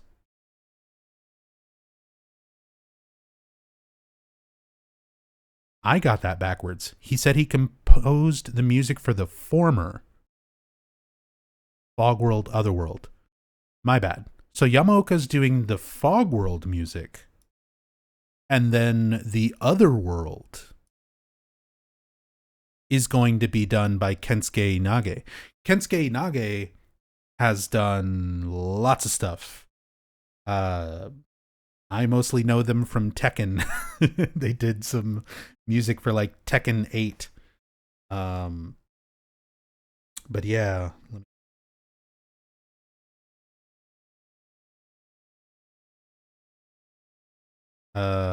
Dynasty Warriors. That's the other big one. Most of the Dynasty Warriors games, that was all Kensuke Inage. So to give you kind of an idea of Mr. Inage's style. いただいてます。稲毛さんも数多くのゲーム音楽を手掛けたベテランの方です。さあ本日稲毛さんからもコメントをいただいておりますので、私からご紹介させていただきます。初めてサイレントヒルシリーズの作品をプレイした。 Okay. Comment here from composer Kensuke Inage. The first time I played Silent Hill was about 20 years back. I'm extremely honored to have been offered such a great opportunity for a series with a rich history. I was in charge of composing the music for the Otherworld, known in this game as the Dark Shrine. So even the Otherworld is being referred to as its own thing, the Dark Shrine. Interesting. So, like, they're definitely leaning into the shrine imagery that we saw as maybe being something a little bit more direct. Feels a little like Twin Peaksy. I know, like, you know, obviously in Japan, but Twin Peaks sort of plays with that idea with like the Black Lodge and things like that. It's sort of like a location, but more than just a location. I like that. The other world, the Dark Shrine. I have composed music for an unsettling yet beautiful world that uses imagery from shrines, blending ancient Japanese court music with ambient echoes. I wove in various techniques that will connect the player to the protagonist's agony, internal conflict, fear, and other emotions. I hope you get to experience it for yourself in the game. のは20年も前のこと。そんな歴史あるタイトルの最新作に関わらせていただき大変光栄です。私は裏世界である闇の社殿の音楽を担当しました。神社をモチーフとした美しくも不気味な世界を雅楽の音色とアンビエントな心象音で描いています。This music that we're hearing in the background, by the way, is Kensuke Inage. This is his work that we are listening to throughout the transmission. So, I think it's gonna be good. 主人公の苦悩、 I like it. 葛藤、恐怖、その他さまざまな思いがプレイヤーと交差するよう多様な仕掛けを施しました。ぜひゲーム中で体験してみてくださいとのことです。岡本さん、こちらのコメントを受けていかがですか？はい、本作のサウンドは山岡さんにオリジネーターとして参加していただいて、サイレントヒルらしい本質的な音楽を作っていただいています。That was the shot. That was the shot. That's the picture for the meme. Ryukishi, look at that bright, young, happy face. I get to work on a Silent Hill game. Yamaoka. Oh, man, 25 years of this fucking shit. I tried to grow as a musician. I tried to go and do other stuff. Grasshopper was paying me really nice to do those other games, and they just didn't take off. But god damn if Konami doesn't pay the bills.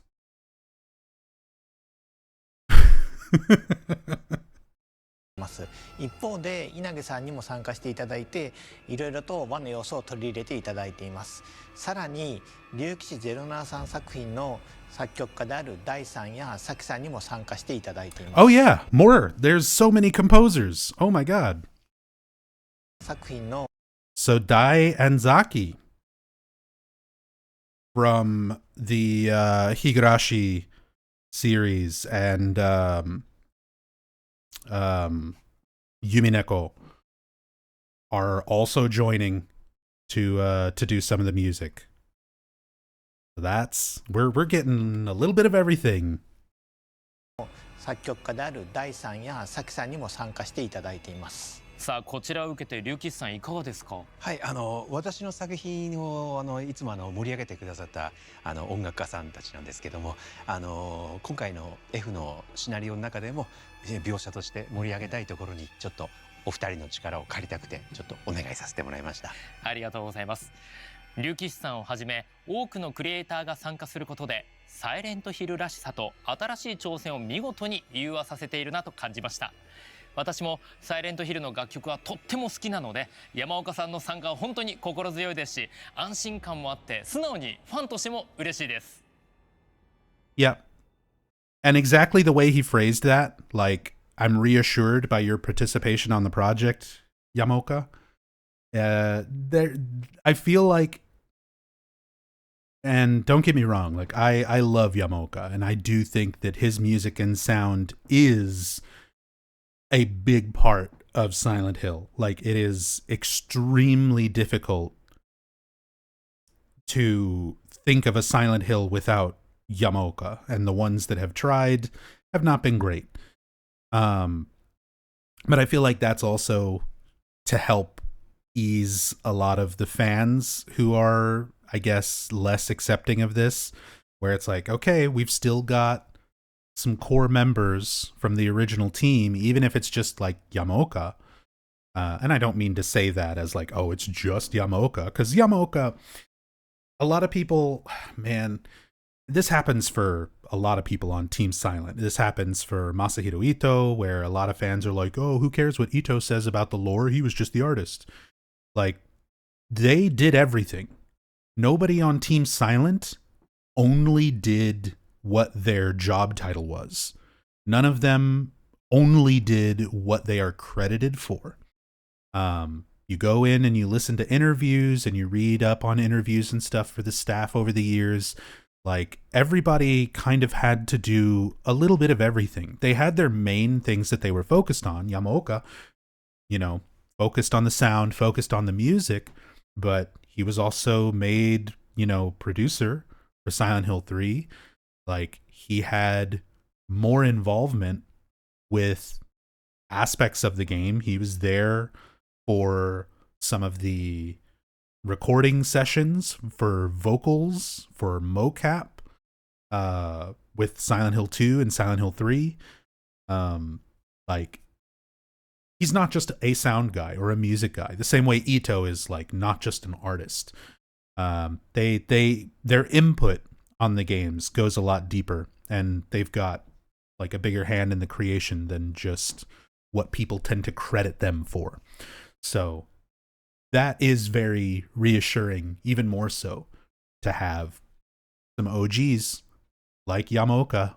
He might not have been the scenario writer or anything like that, but he still has a fundamental understanding of what the original games were, from a art direction standpoint, from a writing standpoint, even if that was not what he was necessarily in charge of. It's things that he is familiar with and aware of, and he would be able to let the team know if something doesn't seem right or doesn't seem like it fits Silent Hill. So it is comforting. It's reassuring to know that Yamaoka is going to be there and be a part of it. 安心感もあって素直にファンとしても嬉しいです。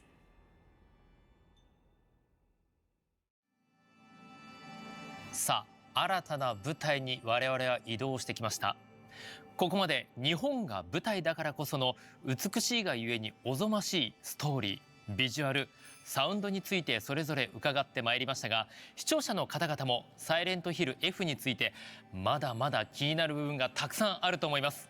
そこでここからはサイレントヒル F についてファンを代表して皆さんが思うであろうことを直接こちらのお三方にぶつけていきたいと思います。よろしくお願いします。He's going to represent us. He's the voice of the fans. Again, this tells me, like, they were anticipating certain reactions from a certain type of Silent Hill fan, and they wanted to try and address as much of that, like, reassure people.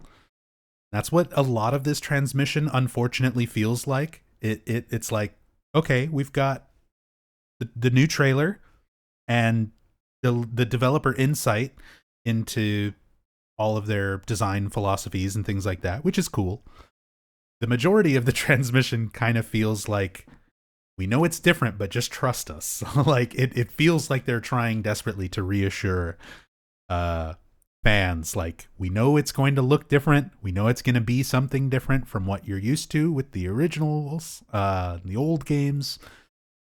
But trust us, we're thinking about it. We're not just slapping something together. And that's good. I'm glad that they do take the time to do that, but when you do it too much, it feels like a little worrying. Do we need that much reassurance? 直接こちらのお三方にぶつけていきたいと思います。よろしくお願いします。よろしくお願いします。それではまずは最初の質問です。ズバリ、なぜ日本を舞台にした作品を開発しようと考えたんでしょうか。岡本さんお願いします。はい。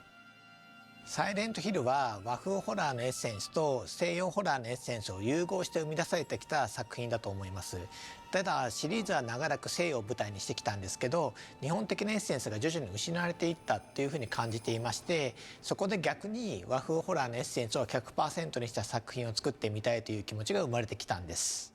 ということは山岡さん、そのエッセンスが失われてきたというのが一つのチャンスになったから、もう今回は日本にしようという流れが話あったということでいいんですかね。岡本さんそうですよね。そうですね。まあ今エッセンスって本当そうで、はい、Before Yamaoka gets into all of this, it is a little bit weird hearing. I mean, these are Yamaoka's been there since the OG, but like Motoi Okamoto is the new overall series producer since the new like revitalization and everything. And it's funny to hear them acknowledge like, oh, the Silent Hill series somehow started losing its Japanese influence. Weird how somehow that would have happened. Definitely not when Konami started outsourcing it to anybody but Japanese developers. Like, you know the meme of Eric Andre and he shoots Hannibal sitting behind him, and it's like, who would kill Hannibal? Like, who would do this?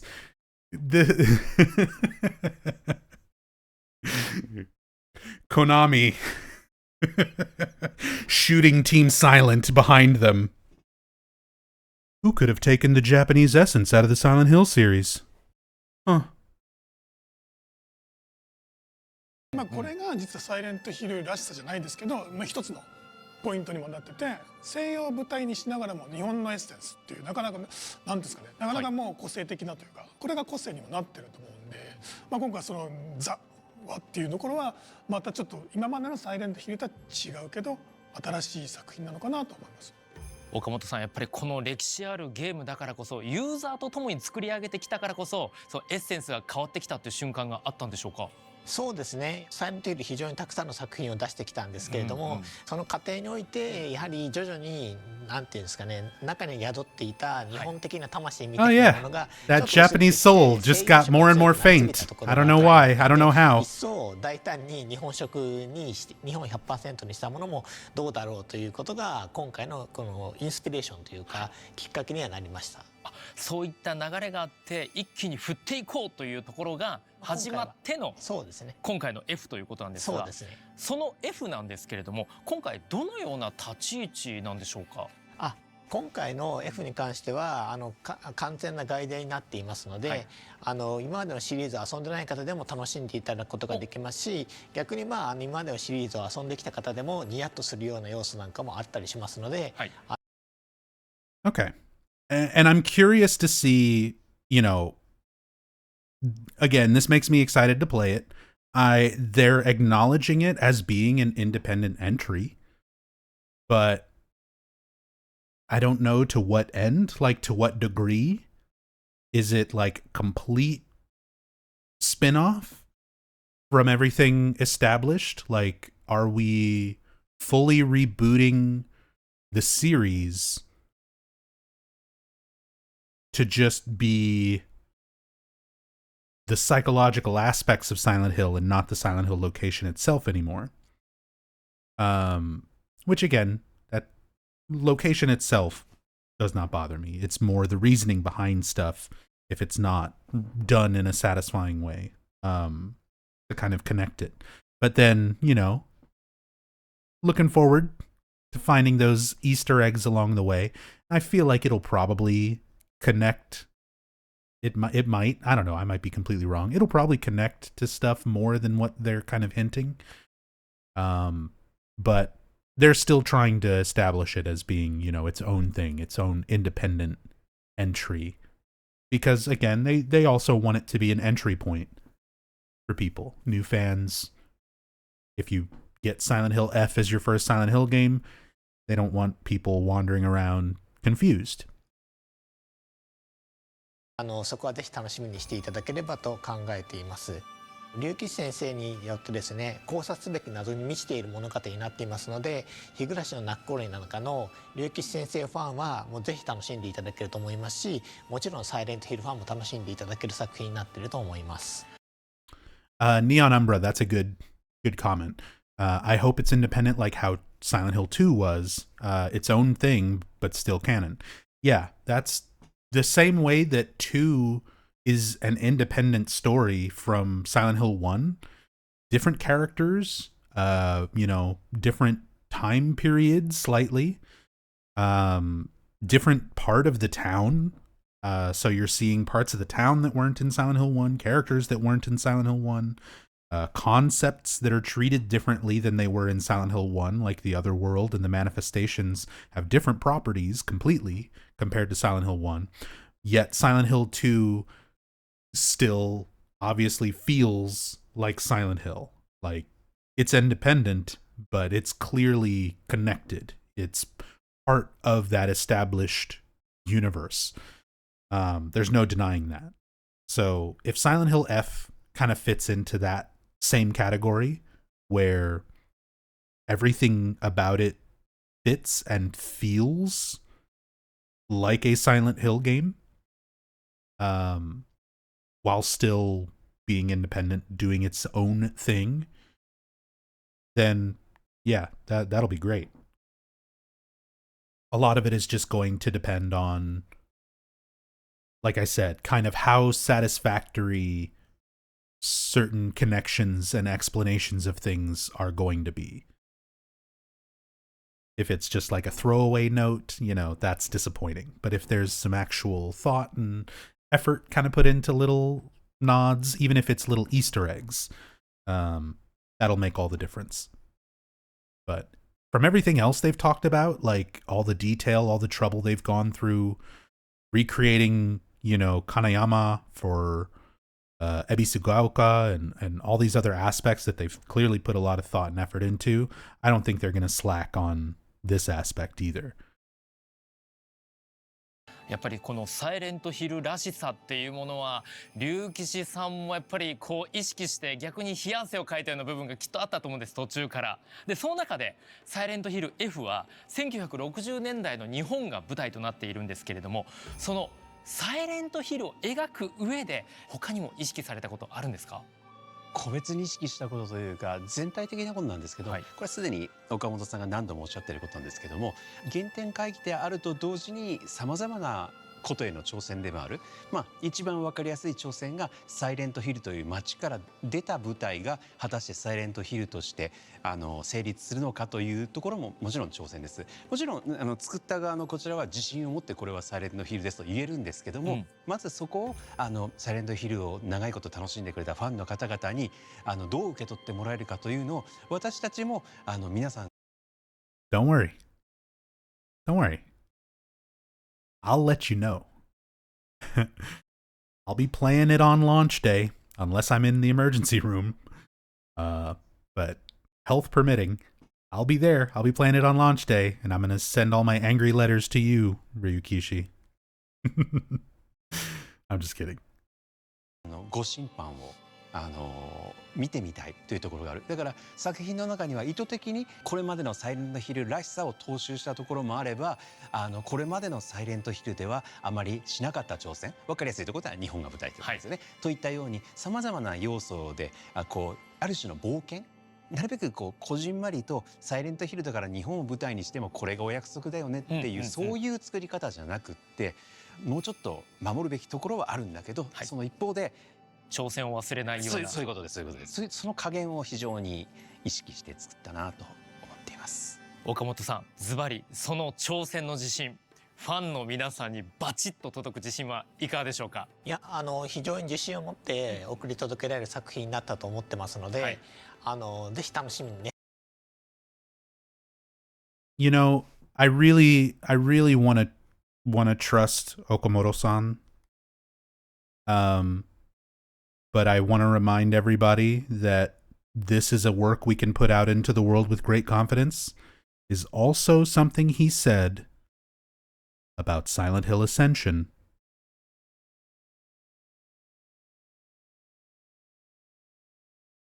Just a reminder, don't want to alarm anybody.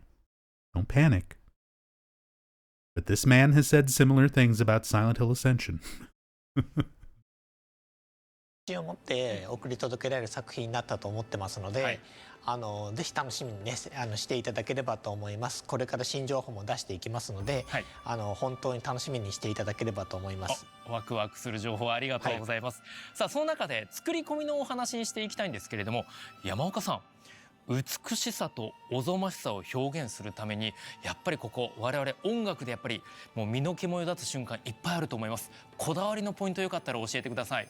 ゲームの音楽って美しさとおぞましさってあった時に、美しい音楽おぞましい音楽って作ってもゲームの中ではあまり効果的じゃないというか、僕は思うんですね。ゲームっていうのはその映像があって遊ぶ人がコントローラーを握って音を聞くと、その全部三位一体じゃないですけど、そこが合わさった時にどう感じるかってことなんで、例えばおぞましい時に美しい音楽、なんか綺麗なシーンでおぞましい、まあ音楽でなんかそういう逆もありで、なんかゲームってどこで何を表現するかっていうそうインタラクティブなものなので、そこは注力したというか、それは僕がずっとゲーム音楽というかゲームのサウンドデザインをやるときにすごく大事にしてるポイントというか、単にいい音楽とか、単に綺麗な音楽とか、怖い音楽を作るんじゃなくて、ゲームとしてどこでどうなるんだ、どこでどういうふうにこの音が表現されるかってことを。So it is interesting having Yamaoka kind of explain this concept. It might be a fairly basic concept ultimately for a lot of people to understand. Like when you're playing a video game, the sound is important, but how the sound is played in conjunction with everything else, what you're doing, what you're seeing, is just as important as the sound by itself. I want to point out there are early Akira Yamaoka interviews from when he was working on like Silent Hill 3, and they made him a producer, where he talks in interviews and he's like, yeah, there were times where I was just focused on the soundtrack. He was like, I cared more. I'll have to find the interview to find the actual, like, what he said, but essentially paraphrasing, he said he cared more about the soundtrack coming out by the time he was done than the game. So his design philosophy on music has probably changed a lot more. Games themselves have evolved a lot since then, so it makes sense, being in the industry for that long, Yamaoka would become more aware of that importance as stuff goes on. But it's worth pointing out, all the stuff he's talking about now, he didn't necessarily think that way before, even on stuff like Silent Hill 3. And I love the soundtrack and sound design and everything he did on those games. But yeah, there's interviews where he was like, I wrote a song that I wanted to write. You know, he wanted to make an album, and that album just happened to be a video game soundtrack, rather than necessarily looking at the game and looking at the music and tailoring the music for how it will be seen in the game, the way he's explaining now. So it's interesting kind of seeing him talk about that, because it's a little at ends with some of his earlier sound design philosophy. 作りながら表現するって、そこは毎回ですけど、この F もすごくこう注力したというか、すごく力を割いた部分ではありますよね。数多くのサイレントヒルシリーズ音楽手掛けている山岡さんなんですけれども、今回の F だからこそここはこだわったぞ、他と差別化するために自分があえて意識したこと、こちらも教えていただいてよろしいですか。さっきサイレントヒルらしさみたいな、はい、その西洋を舞台に日本の人たちが作るじゃないんですけど、日本人らしさみたいなところのエッセンスっていうのは、逆に言うと海外の人にはちょっと作れないというか、僕ら日本人だから理解できる。I wouldn't say that's necessarily true, that like the Japanese essence that made those original Silent Hill games kind of what they were, because it was very much like a story and characters and everything from America, but through the lens of a Japanese cultural perspective, which does make those games very unique. They're a very strange blend of Western horror and Japanese horror. And and those styles sort of conflicting, but then figuring out a way to mesh is a big part, I think, of what separates out the original Silent Hill games from some of the later ones. Now, he says it's something that non-Japanese people can't replicate. I don't know if that's necessarily true, but I would agree that most of the attempts that were done after Team Silent disbanded and things were outsourced to Western devs, they didn't get it. They did their best, I'm sure, but clearly there were a lot of things that they didn't get and they didn't understand about that aspect of it. Pythonicus, thank you so much for the 43 months, man. Hope you're doing well. But yeah, that's a little 海外の人にはちょっと作れないというか、 A little 僕は much. 日本人だから理解できるクリエイティブだったりとか表現方法とかっていうのは思いつくんですよ。でそれってなんかある種外国の方から見た時に新しさだったり斬新さだったり新鮮な感じってあるんですよね。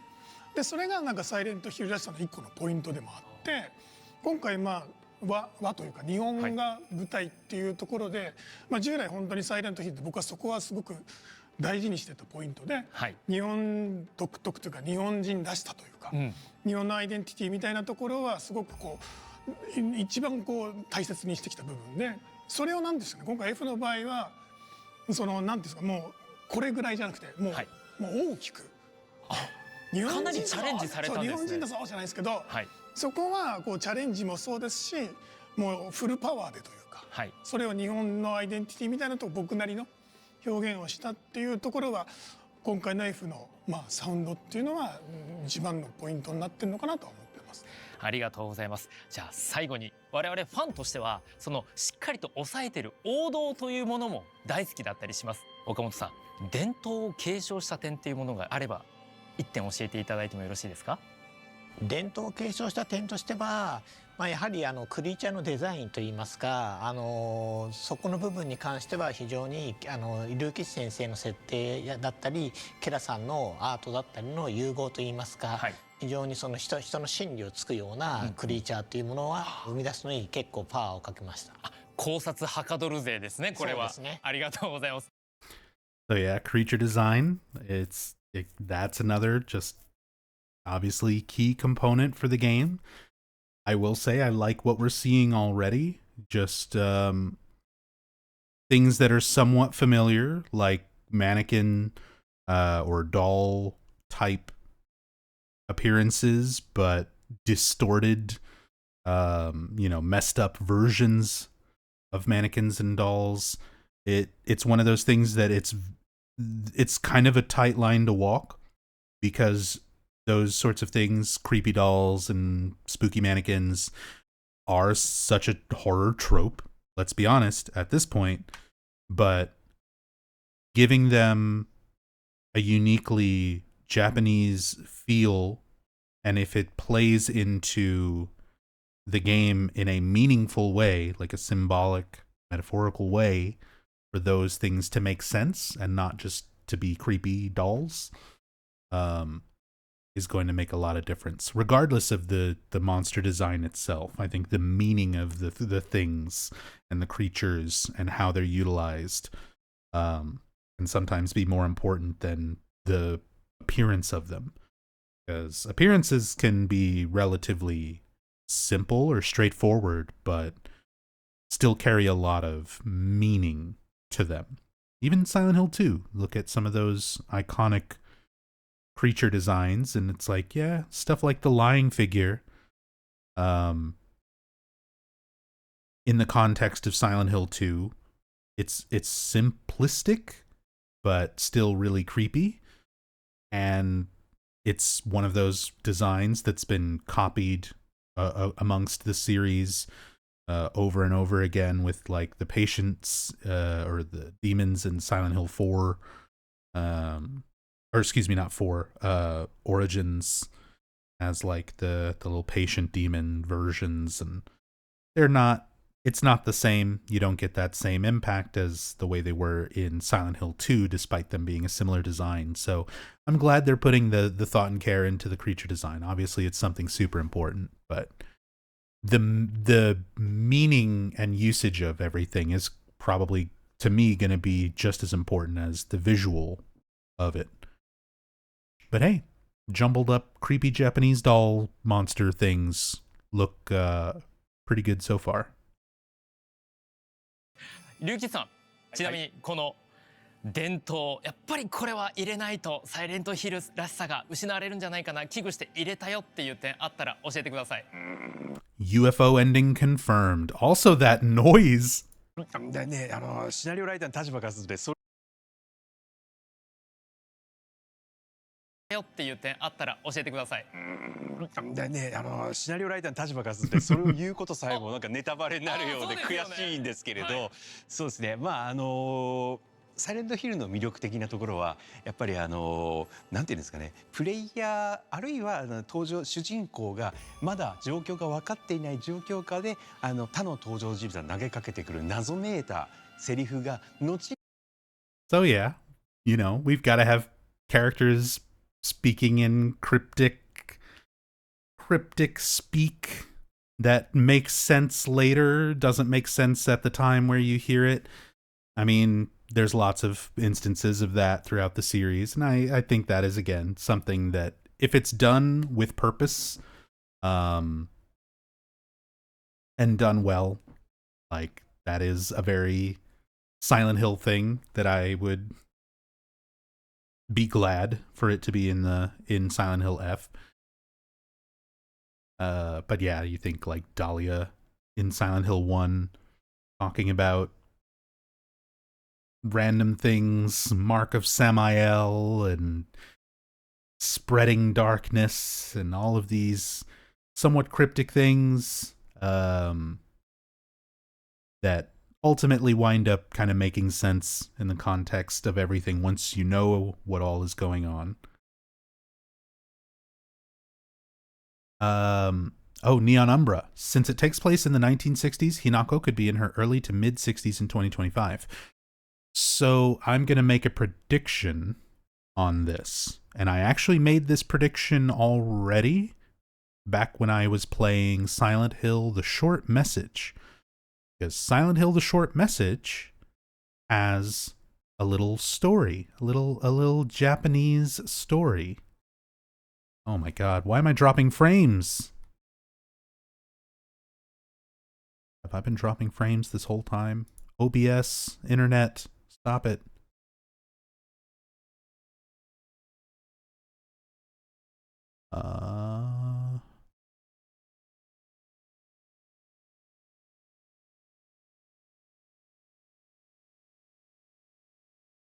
Oh, can I not change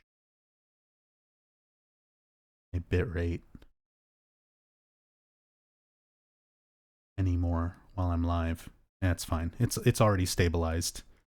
Yeah, apparently I've been dropping frames here and there throughout the stream. So sorry if the quality has not been great. But yes, Silent Hill, The Short Message, has a little story in the memos and in the context of the story, because one of the characters is Japanese. The game doesn't take place in Japan. It takes place in Kettenstad, if I remember correctly, in Germany. But one of the characters in The Short Message is Japanese, and there is a story which I think is implied to be that character's grandmother, who was basically like treated as a witch and was cast out and killed, driven from a rooftop or something like that. It's been a while. I'll have to go back and revisit Short Message to brush up on all this stuff, but there is a little story about this witch from, the old days in Japan. And timeline-wise, I'm curious if that is something from Silent Hill F, if that was a concept that they wanted to kind of plant the seed for in Short Message. and then expand on it with Silent Hill F. We'll see. We'll see if that winds up being a thing, if that winds up connecting. But yeah, I am curious about that. I need to revisit Short Message specifically because of some of the details and things like that. にこう分かってくる時の感覚が一つのねサイレントヒルらしい楽しみだと思うんですよ。なんでそういうところに私なりの力を入れてみたんで意味がわからないけどなんか意味深なこと言われたなと思ったらぜひ心に留めながらプレーをしていただけるとワクワク感が広がりそうですね。それでは山岡さん、音作りでサイレントヒルらしさの伝統を継承した点1点お願いします。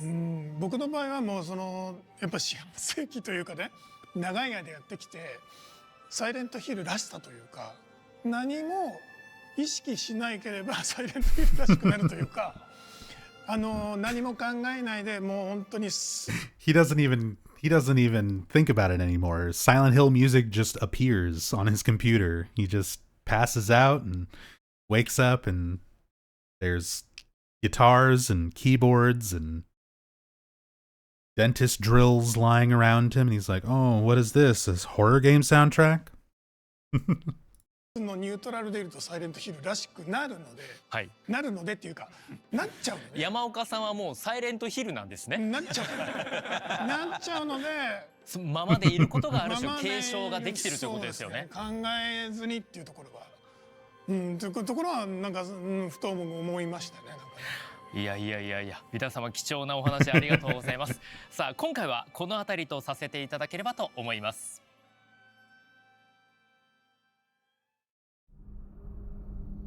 さあここまでさまざまな情報をお伝えしてきたサイレントヒルトランスミッション、そろそろ終了のお時間が近づいてまいりました。それでは本日のおさらいとして改めてサイレントヒル F についての情報をお伝えいたします。まずは新たなトレーラーが公開となりました。そして本日ウィッシュリストの登録が開始となっております。対象のプラットフォームはプレイステーション5、Xbox シリーズ X、S、Steam、エピックゲームズストア、マイクロソフトストアとなっておりますので、ぜひ各プラットフォームでウィッシュリスト登録をお願いいたします。それでは最後に皆様から改めてファンの方々へのメッセージをいただければと思います。 Fans who are watching, お願いいたします。 That's you. 本作はさまざまな挑戦にあふれています。サイレントヒルらしさについてさまざまなご意見が出るだろうと思っています。そしてサイレントヒルシリーズの今後にとって重要なものになるだろうと思っていますので、皆さんぜひプレイしていただいてご評価をよろしくお願いできればと思います。龍騎さんありがとうございました。それでは山岡さんお願いいたします。サイレントヒルっていう作品の中でもこの日本を舞台にしたゲームっていうのは、初めてでもあり、システムであったり世界観だったりすごく見たところですね、新しいの満載なんですけど、サイレントヒルらしさっていうのは損なわず今までのシリーズのファンの方も十分遊んでもらえますし、これからサイレントヒルF なんだろうとホラーゲーム好きなファン、このゲームが気になった人も楽しめる内容になってますので、ぜひ期待しててください。山岡さんありがとうございました。最後に岡本さんお願いします。はい、日本を舞台にしているにもかかわらず本作は紛れもなくサイレントヒルらしい作品に仕上がっています。美しさとおぞましさが共存したビジュアルは和風ホラーとしてのサイレントヒルの新しい姿を示していると思います。今後の続報にぜひ期待してください。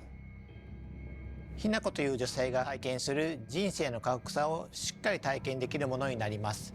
今回こうして新しい情報をお届けすることができて嬉しく思っています。まだお伝えできていない情報がたくさんありますので、今後の続報をお待ちいただければと思います。またこのサイレントヒルトランスミッションでは今後も継続してサイレントヒルシリーズの情報を皆さんにお届けしてまいります。こちらも続報を楽しみにしていてください。皆さんも一緒にこの期待を膨らませていきましょう。それでは本日はご視聴いただきありがとうございました。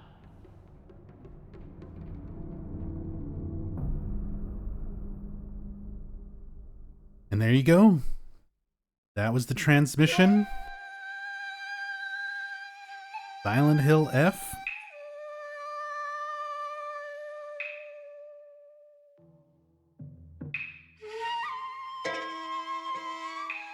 This little music sting at the end.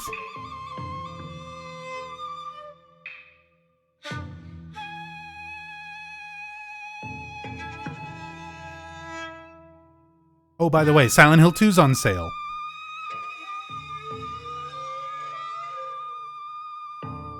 Japanese flute intensifies.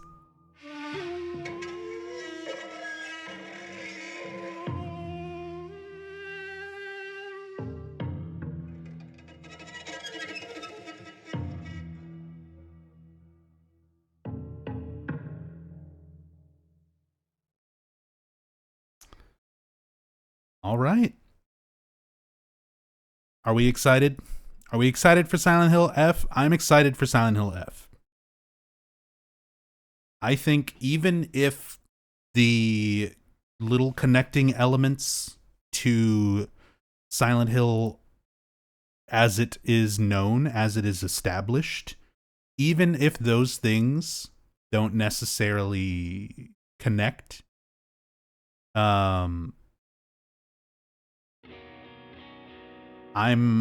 this just looks like a good Japanese horror game.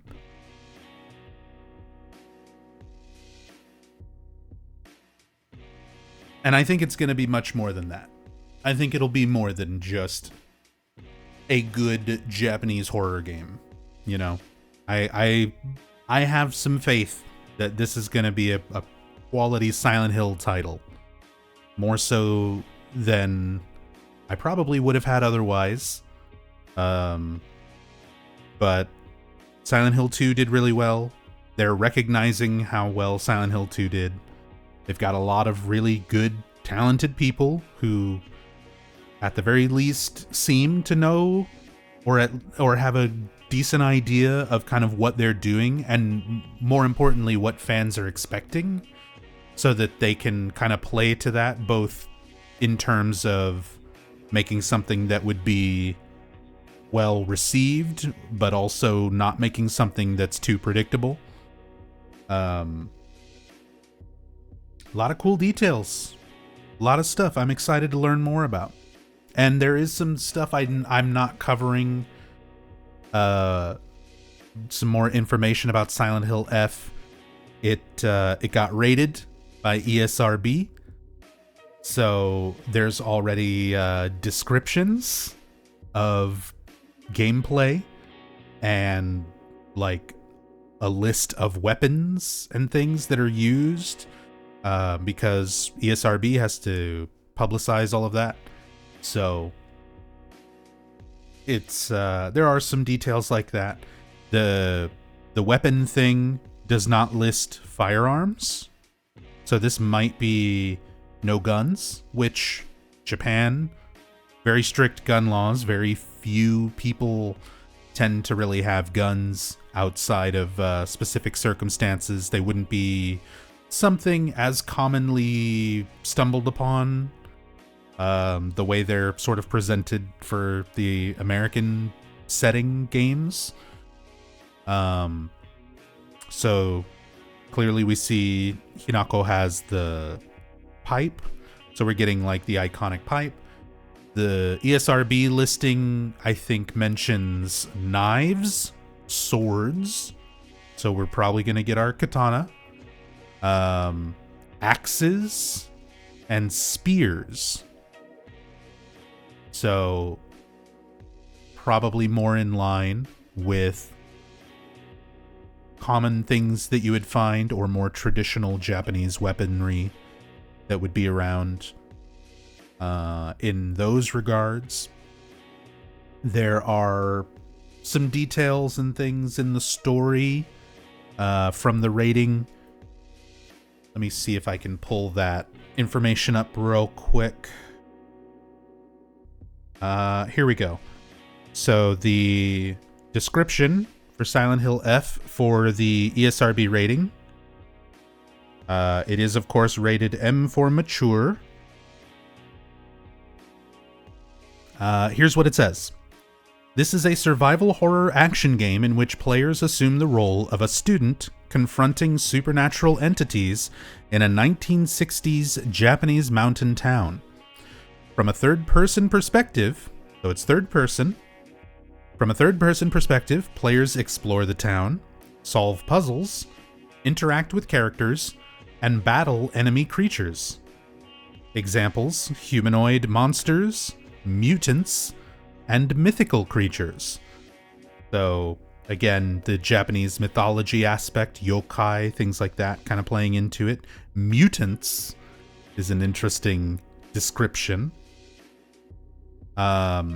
Players use axes, crowbars, knives, and spears to defend against and kill enemy creatures in melee-style combat. Melee combat, axes, crowbars, knives, and spears. Blood splatter effects occur frequently as characters are attacked. Several areas depict large blood stains in the environment and near corpses. Some enemies' attacks can result in players' character getting impaled in the neck and or getting their faces ripped apart. I can't wait. I can't wait. Cutscenes sometimes depict gore and more intense acts of violence. A character burned alive inside a cage. A woman branded by a hot iron. Entrails and sinew displayed on serving platters in a fantastical celebration ceremony. A character sawing off her own arm. A character slicing off portions of a character's face during a ritual. Concept art depicts a nude mannequin-like character with exposed buttocks and partially exposed breasts. The character appears in a creature-like form throughout the game.